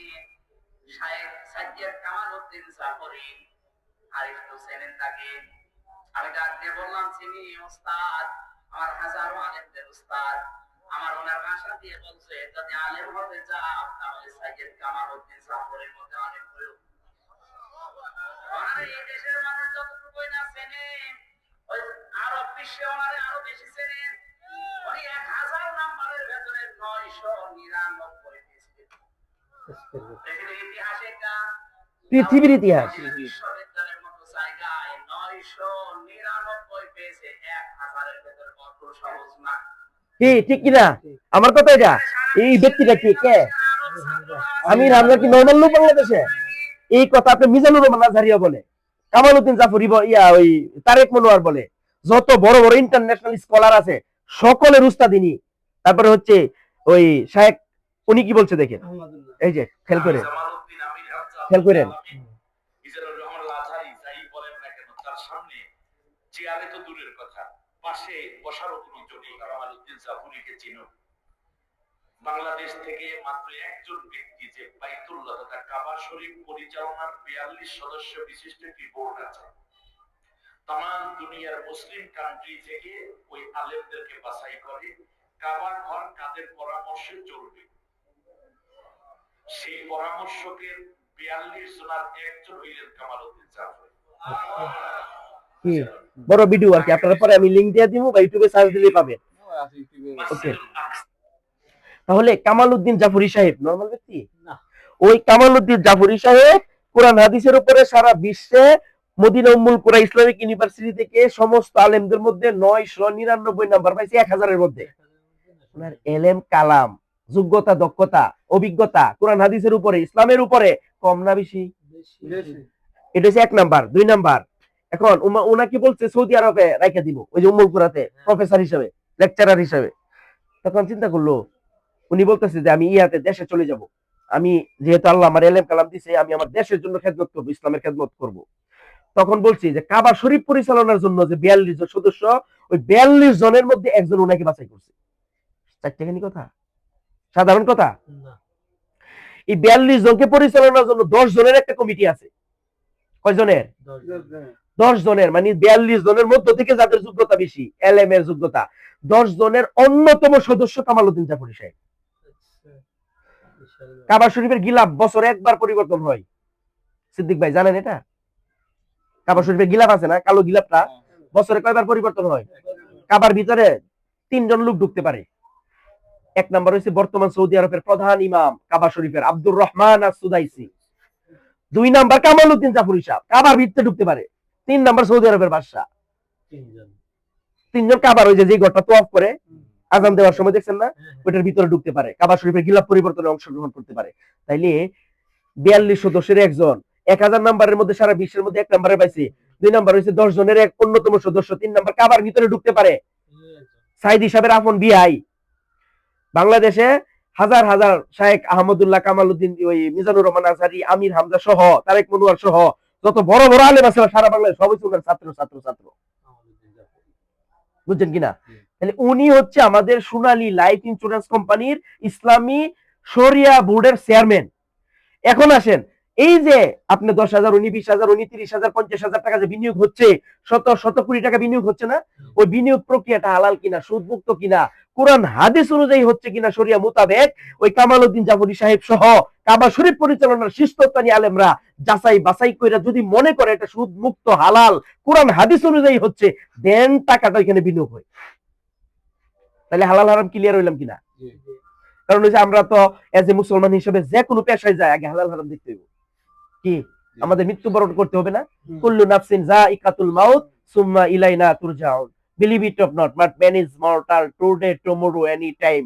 সো আমাকে 24 আওয়ার্স অল টাইম প্রিপারেশন নিয়ে থাকতে হবে আমার কখন মৃত্যু চলে আসে। রায়হান খেয়াল করতেছো, নেক্সট টাইম কিন্তু তুমি প্ল্যান দেখাবে, কোনো কথা চলবে না। কথা কি বুঝতেছেন কিনা? তাহলে ওই কামালউদ্দিন জাফরি সাহেব হচ্ছে আমাদের শরিয়া বোর্ডের চেয়ারম্যান। আমি একটু বেঁকে যাই। পাবলিক পলিসি করে, ধরেন 10,000 টাকা আপনি মাসে জমাইছেন, এই 10,000 টাকার 30% টাকা আব্দুর রহমান ভাই কোথায় যাবে? বাংলাদেশ ব্যাংকে। 10% শেয়ার মার্কেট। শেয়ার মার্কেট কি নরমাল বিষয় না জাতীয় বিষয়? আমাদের বর্তমানে সোনালী লাইফের শেয়ার হয়েছে, আপনি খবর নিয়ে দেখবেন যদি শেয়ার মার্কেটে কেউ থাকে, অথবা গুগলে সার্চ দিলেও পাবেন, সোনালী লাইফের শেয়ার হয়েছে এ ক্যাটাগরির শেয়ার। এ ক্যাটাগরি মানে কি? সবার উপরে প্রথম স্থানে আছে। 60% টাকা পাবলিকের। টাকাগুলো কার? এই টাকা দিয়ে company factory, garments, mill industry, কল কারখানা, business, home owner, developer, real এস্টেটের বিজনেস করে কোম্পানি। কইরা ওইখান থেকে আবার এই সমস্ত প্রতিষ্ঠানে আবার কাজ করে কারা? ভাইজান পাবলিক। পাবলিক কাজ করার পরে মাস শেষে পাবলিক কি পায়? বেতন পায়। বেতনের একটা অংশ টাকা দিয়ে পাবলিক চলে, সংসার চালায়, আর একটা অংশ টাকা দিয়ে নতুন করে আবার কি করে? পলিসি করে। এই টোটাল বিষয়টাকে বলা হয় অর্থনৈতিক চক্র। কি বলা হয়? অর্থনৈতিক চক্র বা ইকোনমিক সাইকেল। অর্থনৈতিক চক্র বা ইকোনমিক সাইকেল। এই অর্থনৈতিক চক্রটা উন্নত দেশে 100% কভারেজ। কত পার্সেন্ট? 100% কভারেজ। মানে বিমা 100% মানুষের আছে উন্নত দেশে। এটা কি আমি মুখে বললে হবে না, প্রুফ লাগবে? সঠিক যে আমি আপনাকে গুগল থেকে দেখাই। এই যে আমি ঢুকলাম কোথায়? গুগল। খেয়াল করেন, আপনি তো স্টুডেন্ট মানুষ, অনলাইন ভালো বুঝার কথা। গুগলে ঢুকলাম, গুগলের একটা তথ্যের জায়গা আছে, অথেন্টিক প্ল্যাটফর্ম, সেটা হচ্ছে উইকিপিডিয়া। জানেন উইকিপিডিয়া কি অথেন্টিক না? এখন দেখেন আমি চলে গেলাম, কি লেখা এটা? List of countries health insurance coverage, right? ঠিক আছে কিনা? আচ্ছা, list of countries health insurance coverage. এই আপনারা উঠাউটি করেন কেন? এই যে উইকিপিডিয়া আসছে কিনা? আসছে। আমি গুগল থেকে দেখাচ্ছি। List of countries health insurance coverage. আচ্ছা, কোন দেশে কত পার্সেন্ট মানুষের বীমা আছে খেয়াল করেন। Australia, Canada, Japan, German, Denmark, Philippine, Greece, Italy, China, সব দেশে, জর্ডান, জাপান, কত পার্সেন্ট? এটা কি আমার তথ্য না গুগলের তথ্য? হ্যাঁ, নাকি ভুল আছে কোনো? এনে আপনার মোবাইল দিয়ে ঢুকে এটাই পাবেন, কারণ গুগল তো আমার মোবাইল আর আপনার মোবাইল ভিন্ন না রে ভাই। গুগল তো সবার মোবাইলে। গুগলে তো নিজের মতো করে কিন্তু সেটিং দেওয়া যায় না। জন্মের সাথে তারা ইয়া করে ইন্স্যুরেন্স করে ফেলায় রাইট। অন্যান্য দেশ। ইন্ডিয়াতে কত পার্সেন্ট দেখেন তো, আমাদের পার্শ্ববর্তী প্রতিবেশী দেশ ইন্ডিয়াতে 98%। 98.4, 100-র মধ্যে 98.4% মানুষের বীমা আছে ইন্ডিয়াতে। আসেন ইউনাইটেড স্টেট আরব আমিরাত কত পার্সেন্ট? 91.2%।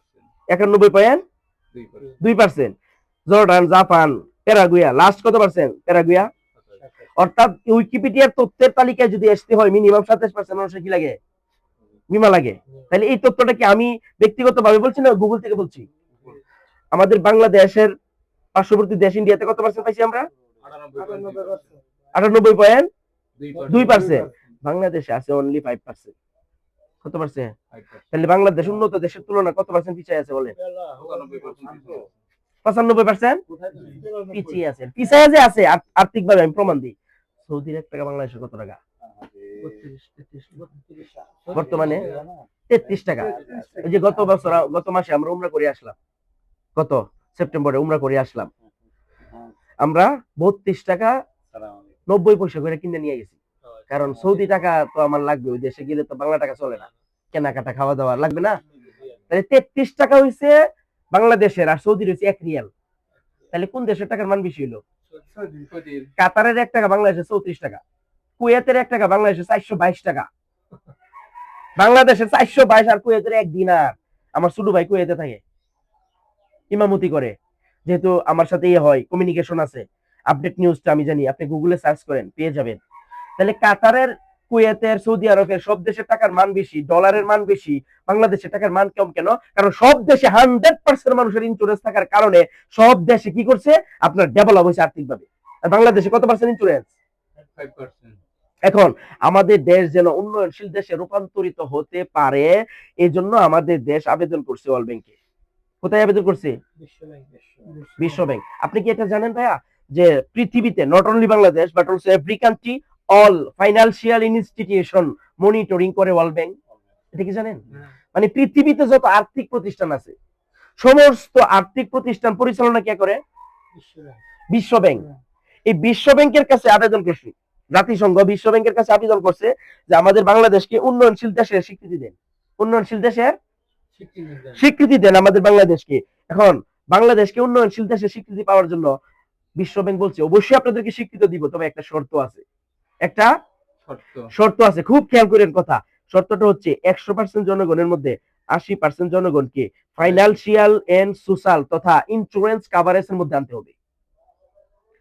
100% এর মধ্যে 80% জনগণকে কিসের মধ্যে আনতে হইব? ইন্স্যুরেন্সের আওতায় আনতে হইব, বীমার আওতায় আনতে হইব। কে বলছে? বিশ্ব ব্যাংক বলছে। কাকে বলছে? আমাদের বাংলাদেশকে বলছে, অর্থ মন্ত্রণালয়কে বলছে। এখন আমাদের বাংলাদেশ সরকার ডেডলাইন ঘোষণা করছে 2027 সাল। কত সাল? 27 সালের ভিতরে, 27 অথবা 28 আর কি, 27-28 সালের ভিতরে 80% মানুষকে বীমার আওতায় নিয়ে আসবে। 27-28 সালের ভিতরে 80% মানুষকে বীমার আওতায় নিয়ে আসবে। ডেডলাইন ঘোষণা কে করছে? সরকার। সরকার মানে শেখ হাসিনা না, খালেদা না, চরমোহন না, জামাত না, যখন যে আসে সেই সরকার। শেখ হাসিনা চলে যাওয়ার কারণে আপনাদের ইন্টারচেঞ্জের কাজ কি বন্ধ আছে? শেখ হাসিনা চলে যাওয়ার কারণে ফ্লাইওভার, মেট্রো রেল, রাস্তাঘাটের কাজ বন্ধ আছে। এর মানে কোন সরকারের রাষ্ট্রীয় কাজ ব্যক্তিগত না। সরকার চলে যাওয়ার কারণে আওয়ামী লীগের নেতাদের বাড়িঘর ভাঙছে, আওয়ামী লীগের অফিস ভাঙছে, কিন্তু কোন হাসপাতাল ভাঙছে? কোন সরকারি কলেজ ভাঙছে? এগুলো রাষ্ট্রীয় সম্পদ। ঠিক একইভাবে বাংলাদেশ 100% রূপান্তরিত হওয়ার জন্য উন্নয়নশীল দেশে রাষ্ট্রীয়ভাবে ঘোষণা হয়েছে 80% মানুষের বীমা লাগবে। এটা কোন সরকারের সাথে সম্পৃক্ত না, এটা রাষ্ট্রের সাথে সম্পৃক্ত। রাষ্ট্র এবং সরকার দুটো ভিন্ন জিনিস, রাইট? ওকে, তাহলে আসেন, তাহলে 2027-28 সালের ভিতরে কত পার্সেন্ট মানুষের বীমা লাগবে? 80%। কে বলছে? বিশ্ব ব্যাংকের এজেন্ডা এটা। এখন সরকার 80% মানুষের বীমা কি বাধ্যতামূলক করতে পারবে?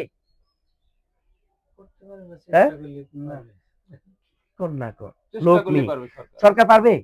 আসেন দেখি পারে কিনা, আমরা একটু বেঁকে যাই। আপনি যখন স্কুলে ভর্তি হয়েছেন আপনার আমলে, তখন কি জন্ম নিবন্ধন লাগছিল? আপনার আমলে, আপনাদের আমলে?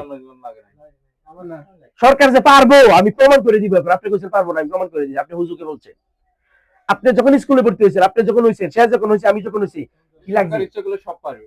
কারণ ঘটনা হচ্ছিল যে আপনি একটা যদি নিয়ম দিয়ে দেয় যে আপনি বাচ্চা ভর্তি হতে গেলে লাইফ ইন্স্যুরেন্স লাগবে, তখন আপনি বাধ্য। না আসেন আমি প্রমাণ করতেছি। আমার আপনার আমলে কি লাগছে স্কুলে ভর্তি হওয়ার সময়? আমাদেরকে বলছে কানে বা উল্টায় ধরতে পারো, কানে ধরছি বা বাবার নাম মার নাম বলছি, স্কুলে ভর্তি নিয়েছে না? কিন্তু এখন বাবার নাম বললে কি স্কুলে ভর্তি নিবে? কি লাগে? শুধু জন্ম নিবন্ধন হইলে চলে না, অনলাইন লাগে? এটাই আইন কে করছে? আপনি না কইছেন সরকার পারে না? আপনারা মনে লাগে না, এখন লাগে। সরকার পারে তো। 2 নাম্বার প্রমাণ দিতাছি সরকার যে ইতিপূর্বে কি কি করছে বাধ্যতামূলক। 2 নাম্বার সরকার বলছে এনআইডি কার্ড লাগবে, করছি। এখন বলে এনআইডি দা চলবো না, স্মার্ট কার্ড লাগবে, করতেছি না? সরকার বলছে সিম রেজিস্ট্রেশন করতে হবে। অনেক মানুষ বলছে স্যার দোকানে বসে, কারণ বাংলাদেশের সবচেয়ে বড় বড় সংসদ হচ্ছে শাসন, এই শাসনে বসে ডোনাল্ড ট্রাম্পের নামায় লাইতেছে নাকি, তারপরে হয়েছে আপনার শেখ হাসিনার নামায় লাইতেছে, ওবায়দুল কাদেরের বসায় দিতেছে। সংসদের চেয়ে বড় সংসদ হচ্ছে শাসন।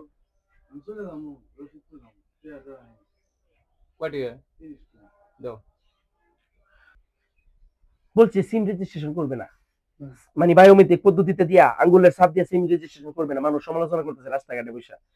সরকার কি করছে জানেন? 2018 সালে 3.5 কোটি সিম ডিঅ্যাক্টিভ করে দিছিল। পরে মেঘে বিদ্যা রৌদ্রে দাঁড়ায় লাইন ধরে সিম রেজিস্ট্রেশন করছে 18 সালে। মানুষ করে নাই? করেন নাই আপনারা? সিম রেজিস্ট্রেশন করাইছেনি সরকার? তাহলে সরকার চাইলে যে পারে, এটা 2 নাম্বার প্রমাণ দিলাম। সরকার চাইছে সিম রেজিস্ট্রেশন করাইবো। এখন আপনি সিম কিনলেই এনআইডি লাগে। সিম কিনলে কি লাগে? এনআইডি ছাড়া কি সিম কিনতে পারবে? বায়োমেট্রিক পদ্ধতিতে চাপ দিতে হয়, ফিঙ্গার দিতে হয় না? তারপরে এখন আবার বর্তমান নিয়ম করছে 10টা বেশি সিম রেজিস্ট্রেশন করতে পারবে না। আগে আনলিমিটেড, 15 20 100 বন্ধ আনলিমিটেড ছিল। আনলিমিটেড। আচ্ছা, 3 নাম্বার সরকার বলছে করোনা টিকা দিতে হবে, মাস্ক পরতে হবে। বড় বড় আলেম উলামা বুজুর্গ আল্লাহর ওলি তারা বলছে করোনা টিকা দিব না, বাঁচাইলে আল্লাহ বাঁচাইবো, মারলে আল্লাহ মারবো, দিবে না তারা। ও আল্লাহ, 2 মাস পরে দেখি তারাই লাইন ধরছে করোনা টিকা দেওয়ার লাগিয়া। কারণ কি? সরকারে প্রজ্ঞাপন জারি করে দিছে, বাসে উঠবেন, ট্রেনে উঠবেন, হাসপাতালে যাবেন, বিদেশ যাবেন, পাসপোর্ট করবেন, অফিস আদালতে যাবেন, no mask no service, no mask no entry. Right? করছে কিনা? সাবান দিয়ে হাত ধুইয়া এই যে কিরা টিপ দিত, স্যানিটাইজ নাকি, এটা দিয়ে যাইতে হইব। আর করোনা টিকা ছাড়া পাসপোর্ট, ভিসা, ভোটার আইডি, তারপর হচ্ছে জমি রেজিস্ট্রেশন কিচ্ছু হইতো না। করোনা টিকা কি এখানে যারা আছে সবাই দিয়ে নাই? দিছেন কিনা? তাহলে করোনা টিকা কি শেখ হাসিনা বাইতে ধরে আনতে হয়েছিল না সিস্টেমে ফেলাইছে? তাহলে করোনা টিকা, ভোটার আইডি, জন্ম নিবন্ধন, সিম রেজিস্ট্রেশন সরকার যেভাবে ইতিপূর্বে জনগণের জন্য বাধ্যতামূলক করেছে, ঠিক একইভাবে আপনার আমার প্রত্যেকটা মানুষের জন্য বীমা 28 সালের ভিতরে বাধ্যতামূলক করতে যাচ্ছে। রাইট? মিলছে নি হিসাব? আসেন, এখন সরকার বাধ্যতামূলক করার জন্য সরকার কি কি পদক্ষেপ নিয়েছে আমি আপনাদেরকে বিভিন্ন মন্ত্রণালয়ের এবং বিভিন্ন প্রজ্ঞাপন গ্যাজেট আমি আপনাদেরকে দেখাবো। আসেন, খুব কিছু খেয়াল করেন, খেয়াল করেন। কিন্তু আমি ইদ্রার কথা বলছিলাম আপনাদেরকে। ইদ্রা বীমা উন্নয়ন ও নিয়ন্ত্রণ কর্তৃপক্ষ, লেখা আছে কিনা? এটা কত সালের রিপোর্ট? 2019। উপার্জনকারী ব্যক্তি হিসাবে পিতামাতার, লেখাটা কিন্তু খেয়াল করেন, আমি পড়তাছি। উপার্জনকারী ব্যক্তি হিসাবে পিতামাতার মৃত্যু বা অক্ষমতা অনিশ্চয়তায় ফেলে দেয় সন্তানের শিক্ষা গ্রহণ। আর্থিক সংকটে স্কুল থেকে ঝরে পড়ার ঘটনা কম নয়। অভিভাবকের মৃত্যু বা শারীরিক অক্ষমতার পরেও সন্তানের শিক্ষা গ্রহণ যাতে অব্যাহত থাকে সেজন্য স্কুল ব্যাংকিং এর সঙ্গে শিক্ষা বীমা বাধ্যতামূলক করছে সরকার। বাধ্যতামূলক হচ্ছে শিক্ষা বীমা। প্রাথমিক শিক্ষা, গণপ্রজাতন্ত্রী বাংলাদেশ সরকার, প্রাথমিক শিক্ষা অধিদপ্তর, মিরপুর 2, ঢাকা। বিষয় শিক্ষা বীমা বাস্তবায়নের নিমিত্তে শিক্ষা প্রতিষ্ঠান এবং শিক্ষার্থীদের তথ্য প্রেরণ। শিক্ষা বীমা বাস্তবায়নের নিমিত্তে শিক্ষা প্রতিষ্ঠানে শিক্ষার্থীদের চিঠি প্রেরণ করছে কত সালে? 2021। সারা বাংলাদেশের মধ্যে সবচেয়ে বড় বিশ্ববিদ্যালয় কোনটা? ওই যে দেখেন, স্বাস্থ্য বীমা ও জীবন বীমার আওতায় আসে ঢাবির শিক্ষার্থীরা। ঢাবি মানে কি? ঢাকা বিশ্ববিদ্যালয়। স্বাস্থ্য বীমা ও জীবন বীমার আওতায় চলে আসছি। উত্তরবঙ্গের সবচেয়ে বড় বিশ্ববিদ্যালয় রাজশাহী বিশ্ববিদ্যালয়, বীমার আওতায় আসছে রাজশাহী বিশ্ববিদ্যালয়ের শিক্ষার্থীরা। এগুলা কি আমার তথ্য না রাষ্ট্রীয়? আসেন, বীমা উন্নয়ন ও নিয়ন্ত্রণ কর্তৃপক্ষ থেকে চিঠি গেছে। কত সালের চিঠি? 24 সাল। এটা প্রজ্ঞাপন আর কি। প্রজ্ঞাপনের স্মারক নাম্বার দেখেন, স্মারক নাম্বার তো আপনি ভালো বুঝেন যেহেতু আপনি সরকারি চাকরি করছেন। বিষয় সরকারি, বেসরকারি, প্রাথমিক, মাধ্যমিক, উচ্চ মাধ্যমিক বিদ্যালয়। সকল শিক্ষার্থীদের জন্য বঙ্গবন্ধু শিক্ষা বীমা চালু করে। বঙ্গবন্ধু শব্দটা শুধু কাটা যাবে, কারণ শেখ হাসিনা নাম হলে তো সব বঙ্গবন্ধু নামই করছিল। ঠিক আছে, ওকে। তাহলে এই যে করতে হবে 2024 সালে রিপোর্ট করছে, এটা কি আমার আপনার না সরকারের?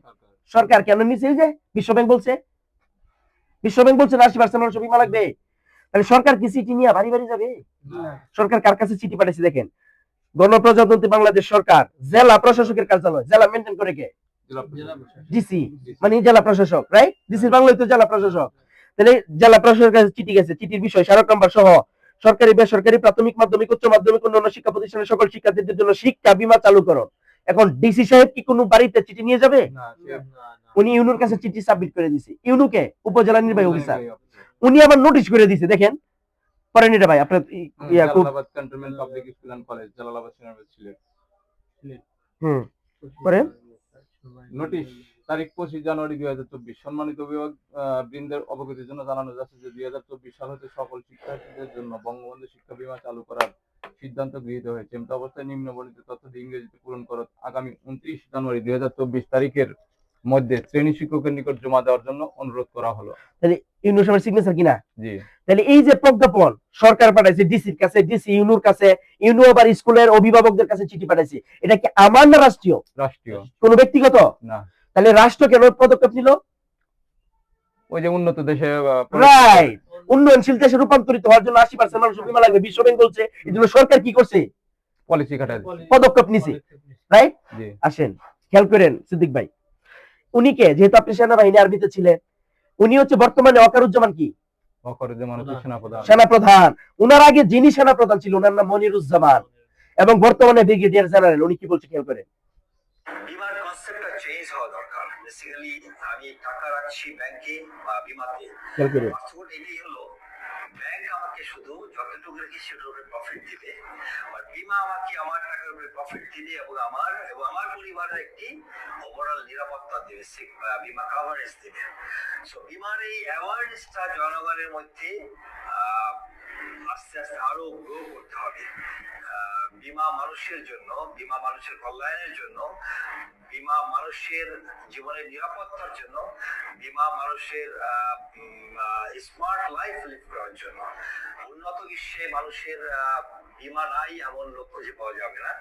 আমরা উন্নত বিশ্বের দিকেই এগোচ্ছি। ব্রিগেডিয়ার জেনারেল কিন্তু নরমাল বিষয় না, ইনশাআল্লাহ আমরা ডেভেলপ কান্ট্রি কাতারে রাষ্ট্রীয় পদক্ষেপ না, রাষ্ট্রীয় পদক্ষেপ মহাপরিচালক লাইফ ইন্স্যুরেন্স মহাপরিচালক, রাইট? আসেন এতটুকু ক্লিয়ার কিনা? ব্যাংক, প্রত্যেকটা ব্যাংক অ্যাকাউন্ট বীমা করাচ্ছে, খেয়াল করেন।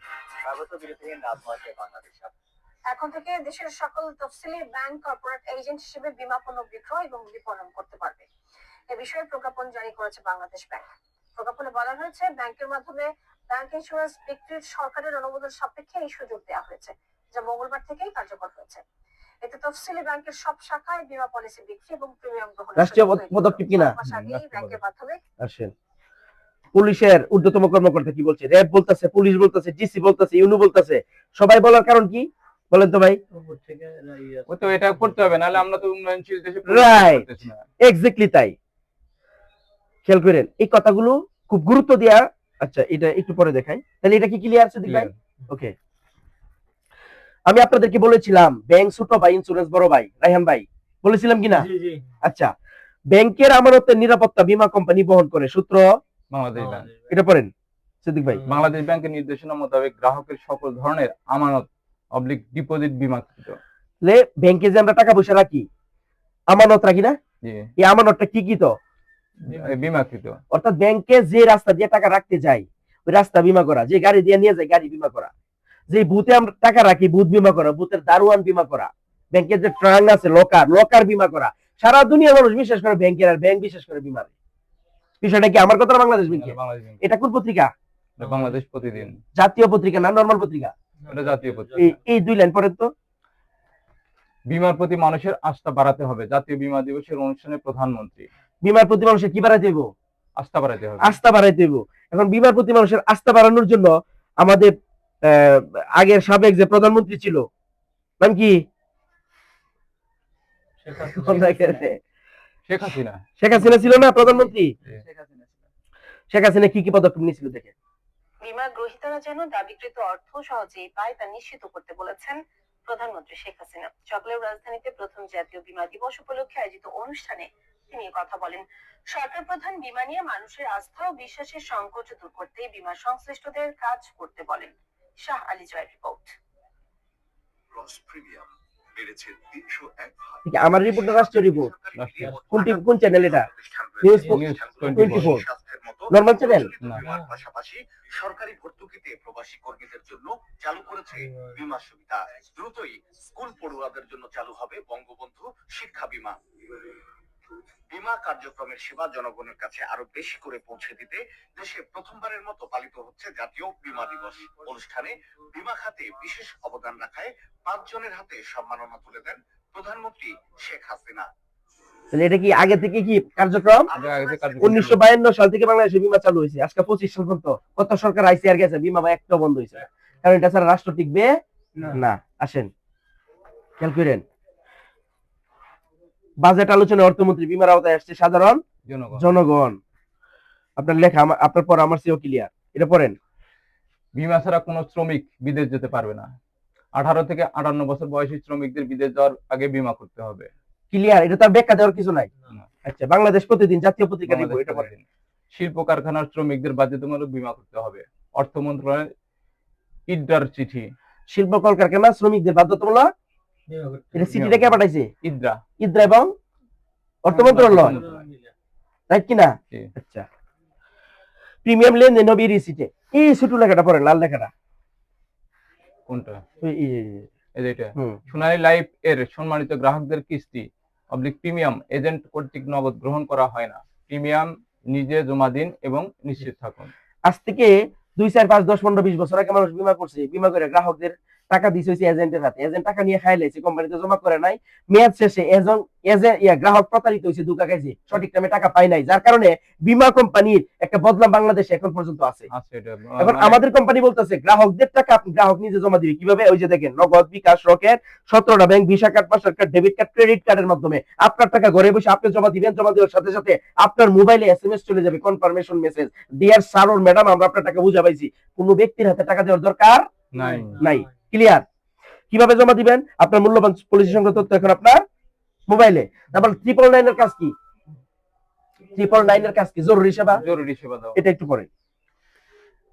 সম্মানিত বীমা পলিসি গ্রাহকগণকে বীমা দাবি সংক্রান্ত যে কোনো ধরনের অভিযোগ বীমা উন্নয়ন ও নিয়ন্ত্রণ কর্তৃপক্ষ IDRA এর হটলাইন নম্বর 16130 এ অবহিত করার জন্য অনুরোধ করা হলো। জনস্বার্থে বীমা উন্নয়ন ও নিয়ন্ত্রণ কর্তৃপক্ষ। তাহলে এটা কি সরকার পদক্ষেপ নিছে না? সরকার পদক্ষেপ নিচ্ছে। অর্থাৎ বীমা নিয়ে কোনো ঝামেলা করলে সরকার বলছে এই নাম্বারে ফোন করলে 999 এর মতো অ্যাকশন হয়ে যাবে। আগে কিন্তু এটা ছিল না, আইন ছিল না তখন বিমার। আসেন, এই যে দেখেন হটলাইন চালু করছে সরকার, এটা পড়েন। বীমা দাবি দ্রুত নিষ্পত্তি করতে লাইফ ও নন লাইফের টাস্ক ফোর্স গঠন। টাস্ক ফোর্স মানে কি? ওই যে র‍্যাব গঠন করছে কেন সরকার? দ্রুত শাস্তির দ্রুত- আওতায় বা ব্যাটালিয়নের আওতায় আনার জন্য। ঠিক একইভাবে বীমা নিয়ে কেউ যদি ভেজাল করে তাহলে টাস্ক ফোর্স গঠন করছে। ঠিক আছে? আসেন,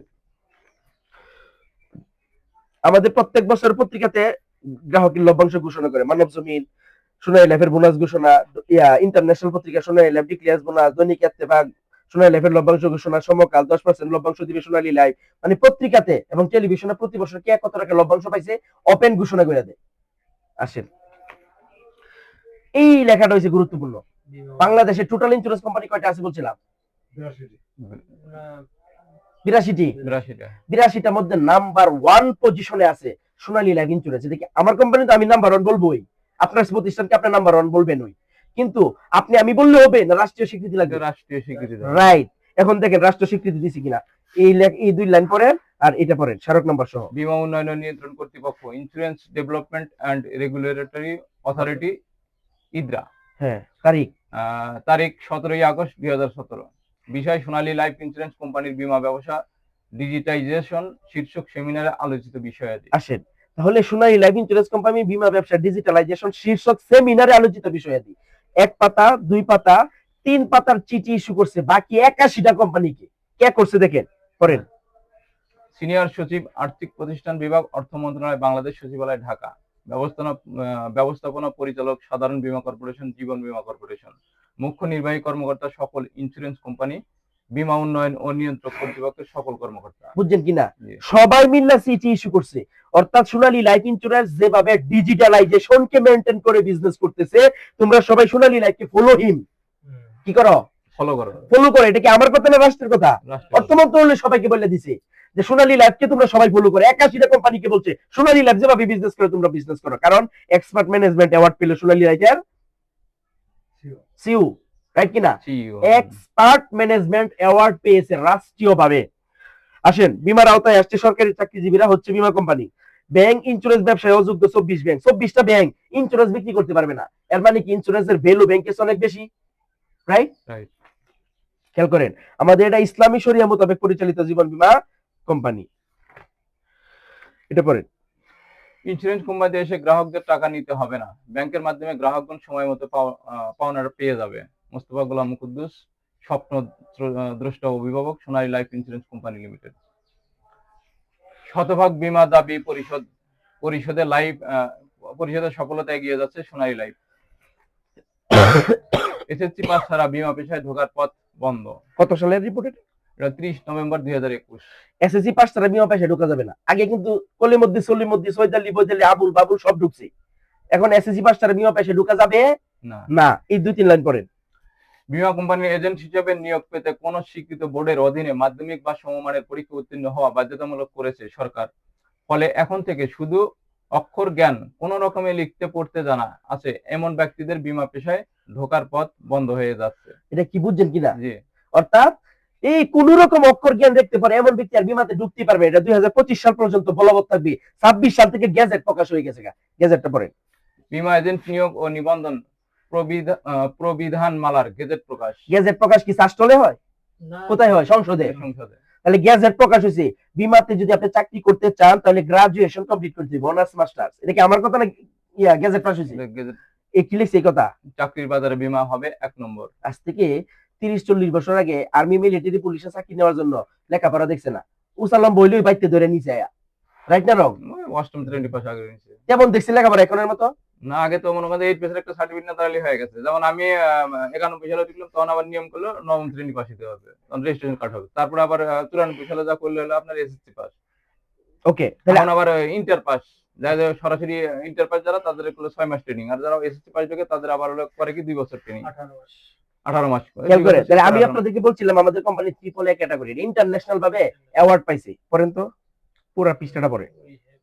we have achieved Sonali life insurance company limited, AAA, triple A আর কি। হ্যাঁ, triple A category, right? Ranking, category, credit rating. Ranking. হ্যাঁ, এটা পড়েন।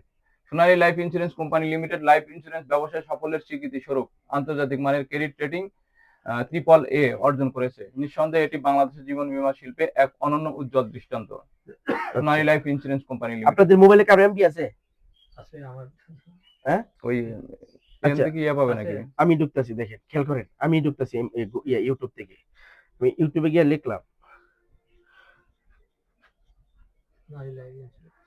কমনওয়েলথ বিজনেস এক্সিলেন্স অ্যাওয়ার্ড সোনালী লাইফের পুরস্কার। ইউটিউবে লিখছি আমি, হ্যাঁ, খেয়াল করেন।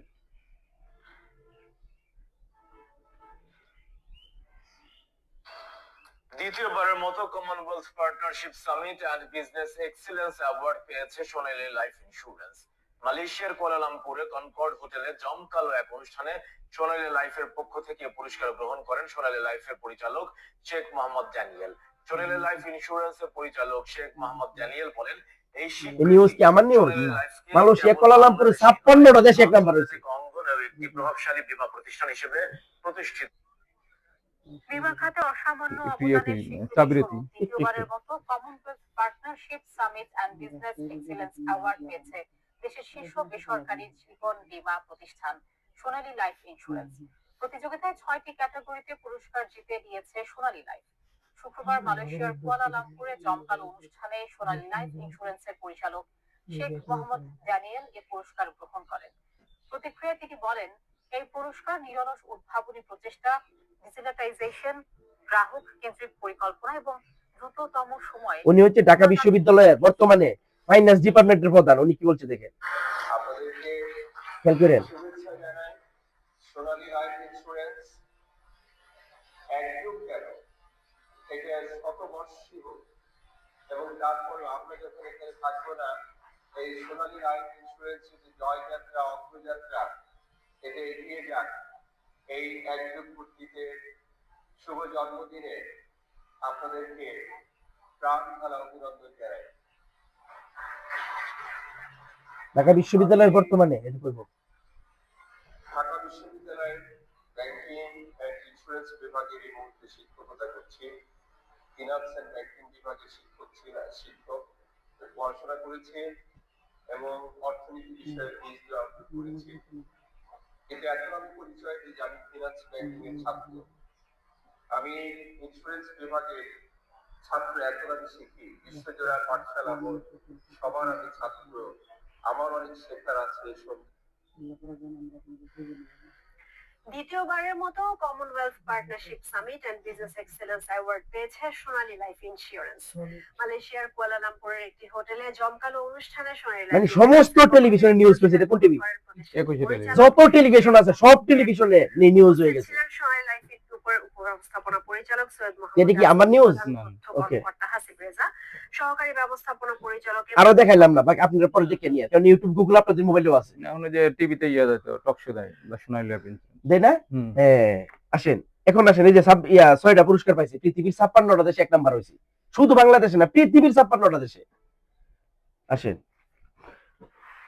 ব্যবসায় আলেমরা এগিয়ে এলে বাজার দুর্নীতিমুক্ত হবে না? অবশ্যই। 7 দিনে মরণোত্তর বীমা দাবি সোনালী লাইফের অঙ্গীকার। 7 দিনে বীমা দাবি পরিশোধ করে আমাদের কোম্পানি। এটা কোন ব্যাংকের প্রজ্ঞাপন জারি করছে? পরেন। বাংলাদেশ ব্যাংক, প্রধান কার্যালয় মতিঝিল, ঢাকা 1000। কি করছে? প্রজ্ঞাপন জারি করছে, মানে প্রত্যেকটা ব্যাংক বীমা করাইতে হইব। বুঝছেন কিনা? আসেন এখন আমি মূল আলোচনায় যাই। আমাদের কোম্পানি বাংলাদেশে ইতিপূর্বে বাংলাদেশে ইতিপূর্বে অনেকগুলো কোম্পানি আছে যারা নাকি বীমা কইরা গ্রাহকরা বিভিন্ন ভাবে প্রতারিত হয়েছে, ধোঁকা খাইছে, পেরেশানি হয়রানির শিকার হয়েছে। রাইট কিনা? রাইট। আপনাদের কারো খারাপ লাগতেছে? না না, খারাপ কিন্তু বেশি আমার লাগার কথা, কারণ আমার মুখ দিয়ে ফেনা ছুটতেছে। কি?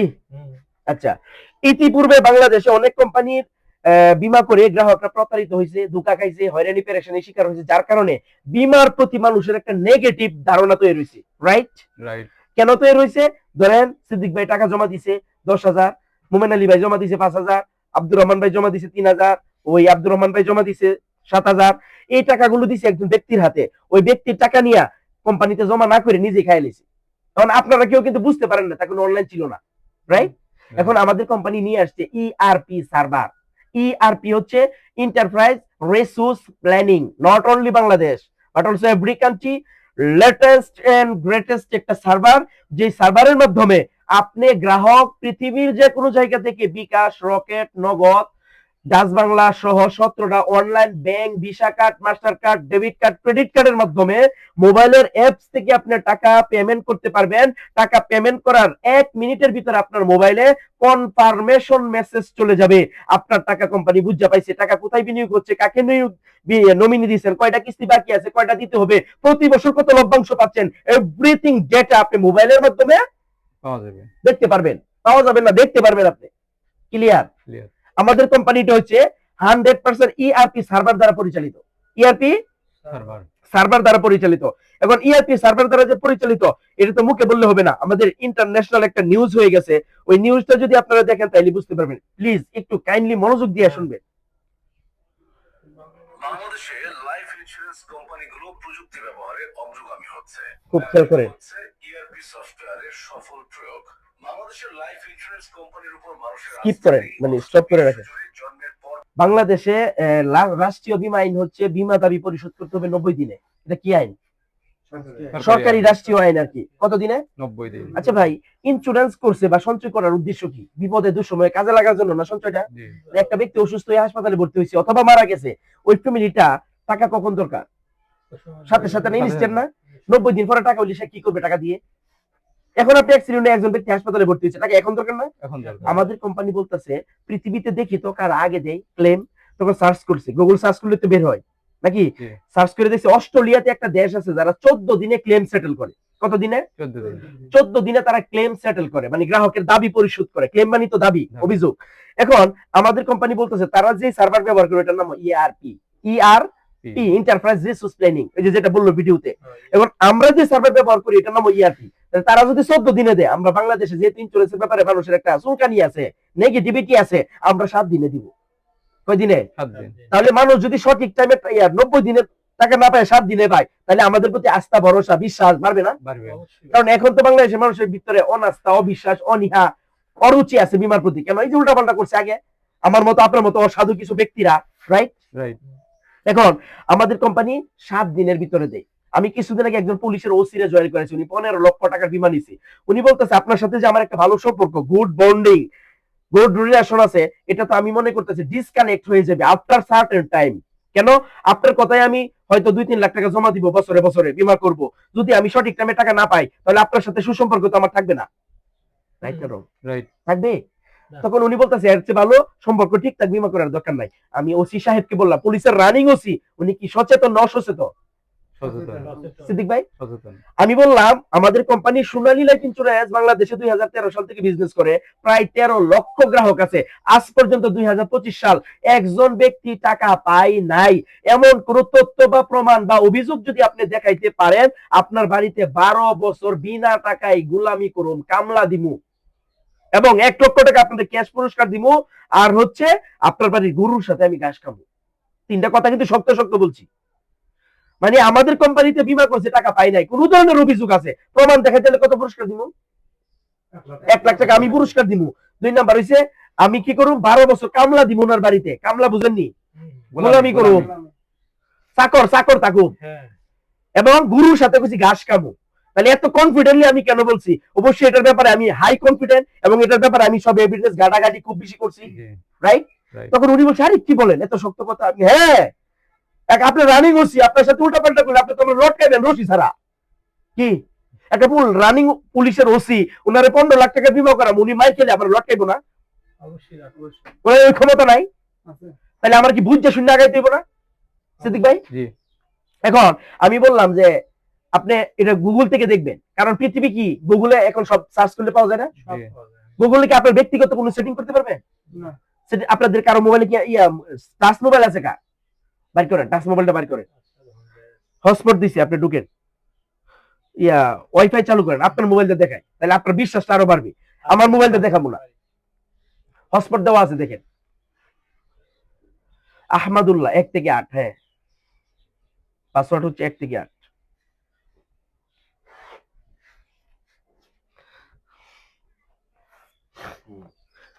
রাখেন মোবাইলটা এখানে, রাখেন ব্রাইটনেস বাড়ায় রাখেন।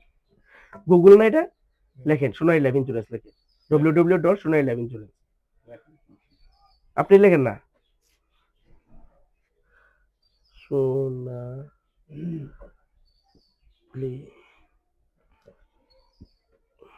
খেয়াল করেন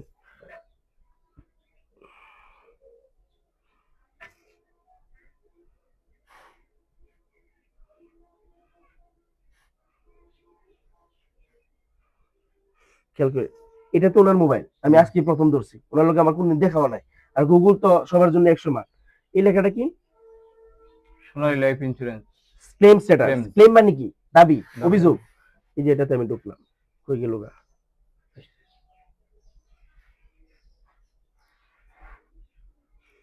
অল ক্লেম স্ট্যাটাস চলে আসছে না?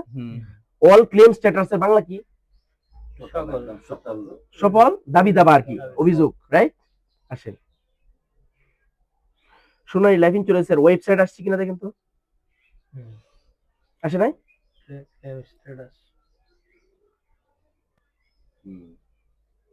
একটু সময় দেন, মানে এই যে আসছে সোনালী লাইফ ইন্স্যুরেন্স ওয়েবসাইট চলে আসছে গুগল থেকে। ক্লেম ক্যাটাগরি, ক্যাটাগরি মানে কি আপনি কোন ক্যাটাগরি ক্লেম দেখতে চান? তাহলে আমরা দেখবো ইন্ডিভিজুয়াল, মানে গ্রাহকরা ইন্ডিভিজুয়াল ব্যক্তিগত টাকা টাকা পাইছে কিনা, ক্লেম আছে কিনা তাদের। ক্লেম টাইপ, কোন টাইপের ক্লেম দেখতে চান? ডেথ ক্লেম, মৃত্যু দাবি, মানে একটা গ্রাহক মারা গেছে টাকা পাইছে কিনা। সাপ্লিমেন্টারি ক্লেম, চিকিৎসা খরচ পাইছে কিনা। ফুল ম্যাচুরিটি ক্লেম, পরিপূর্ণ বীমার মেয়াদ শেষ হয়েছে, টাকা তারা পাইছে কিনা, কত দিনের মধ্যে পাইছে, কত পাইছে, কত তারিখের মধ্যে পাইছে। সারেন্ডার ক্লেম, একটা মানুষ 4-5 বছর চালায় হঠাৎ বিমা চালাইবো না, প্রবলেমের কারণে হতে পারে না, এই সারেন্ডার করছে, টাকা পাইছে কিনা। ঠিক আছে, এখন আপনি কোনটা দেখতে চান? টাচ করেন, সিদ্দিক ভাই টাচ করেন, কোনটা দেখতে চান আপনি? এটা হচ্ছে ডেথ ক্লেম, মানে আপনি কোনটা দেখতে চান? টাচ করেন, দেখেন, মানে একটা গ্রাহক হঠাৎ মারা গেছে, রাইট? কোন সালের মৃত্যু দাবি দেখতে চান? সাল টাচ করেন, এই যে সাল আছে 25 সালে দিয়ে। ওকে, 25 সালের মান্থ, কোন মান্থ দেখতে চান? Month June. জুন, ওকে।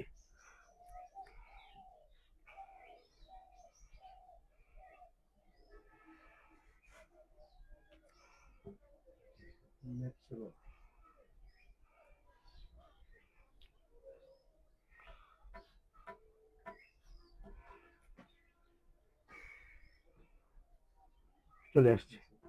টোটাল কতজন মৃত্যুবরণ করছে? 51 জন।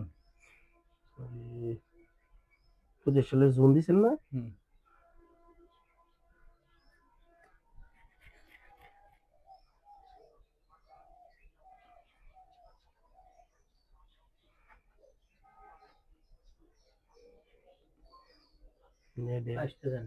আসবো আসবো।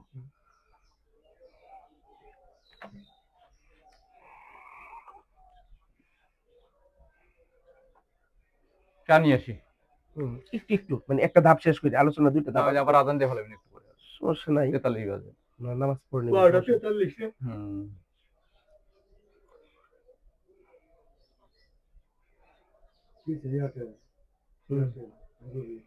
আমারটা গ্রামীণ, আমারটা গ্রামীণ। ওইটা যেটাই হোক সমস্যা নাই।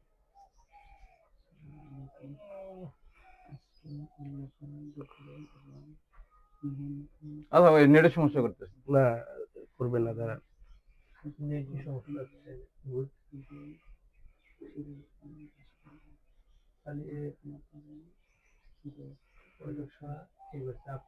কি? হ্যাঁ হ্যাঁ, এটা মানে আরো করার কি আছে, মাটি ফেলাইতে হবে, কপি মানে পুরোটাই কপি, আবার যে পুরো জমিটা লিজ পার্ক সিস্টেম করে ফেলাম পুরাটা অনেক কি আছে। হ্যাঁ পুরোটাই লিজ নিবে, এখান থেকে একবার পুরোটাই।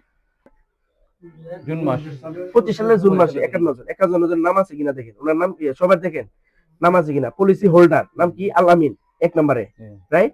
পরের জনের নাম কি? রুনা নাকি রতন রতন সরকার, সরকার। পরে তারপরে ফারুক ইকবাল, মানে আর এই সিরিয়ালে সবার নাম আছে। সবার নাম। আসে কমিটমেন্ট ডেট, সে যে ডেটে কোম্পানিতে কমিটমেন্ট করছিল, বিমাটা করছিল আর কি। বিমা করছিল কত তারিখে দেন তো? 23/1/2024 বিমা করছিল। ক্লেম আইডি, তারপর হচ্ছে নোটিফিকেশন ডেট, রাইট? আচ্ছা, তারপর হচ্ছে সেটেলমেন্ট ডিউরেশন, টাকাটা পাইছে কত দিনে? সেটেলমেন্ট ডিউরেশন মানে কি? টাকাটা কত দিনে, সে কত দিন মেয়াদে বা কত দিনের ভিতরে টাকা পাইছে? 4 দিন, রাইট?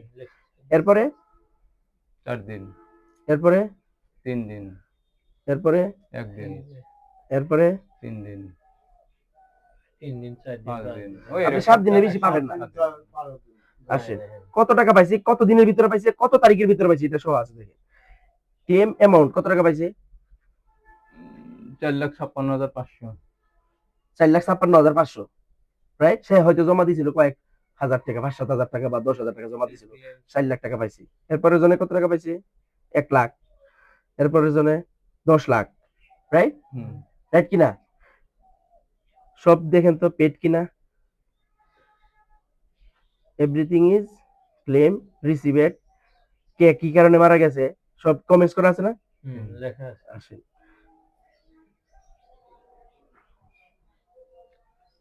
একটু খেয়াল করেন। অল ক্লেম স্ট্যাটাস,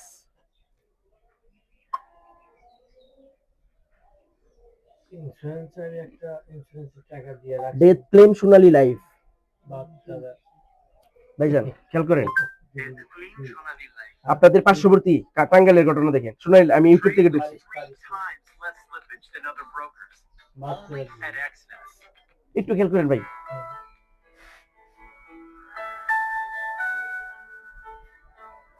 আর এই লাভাটিতে সোনালী লাইফ তার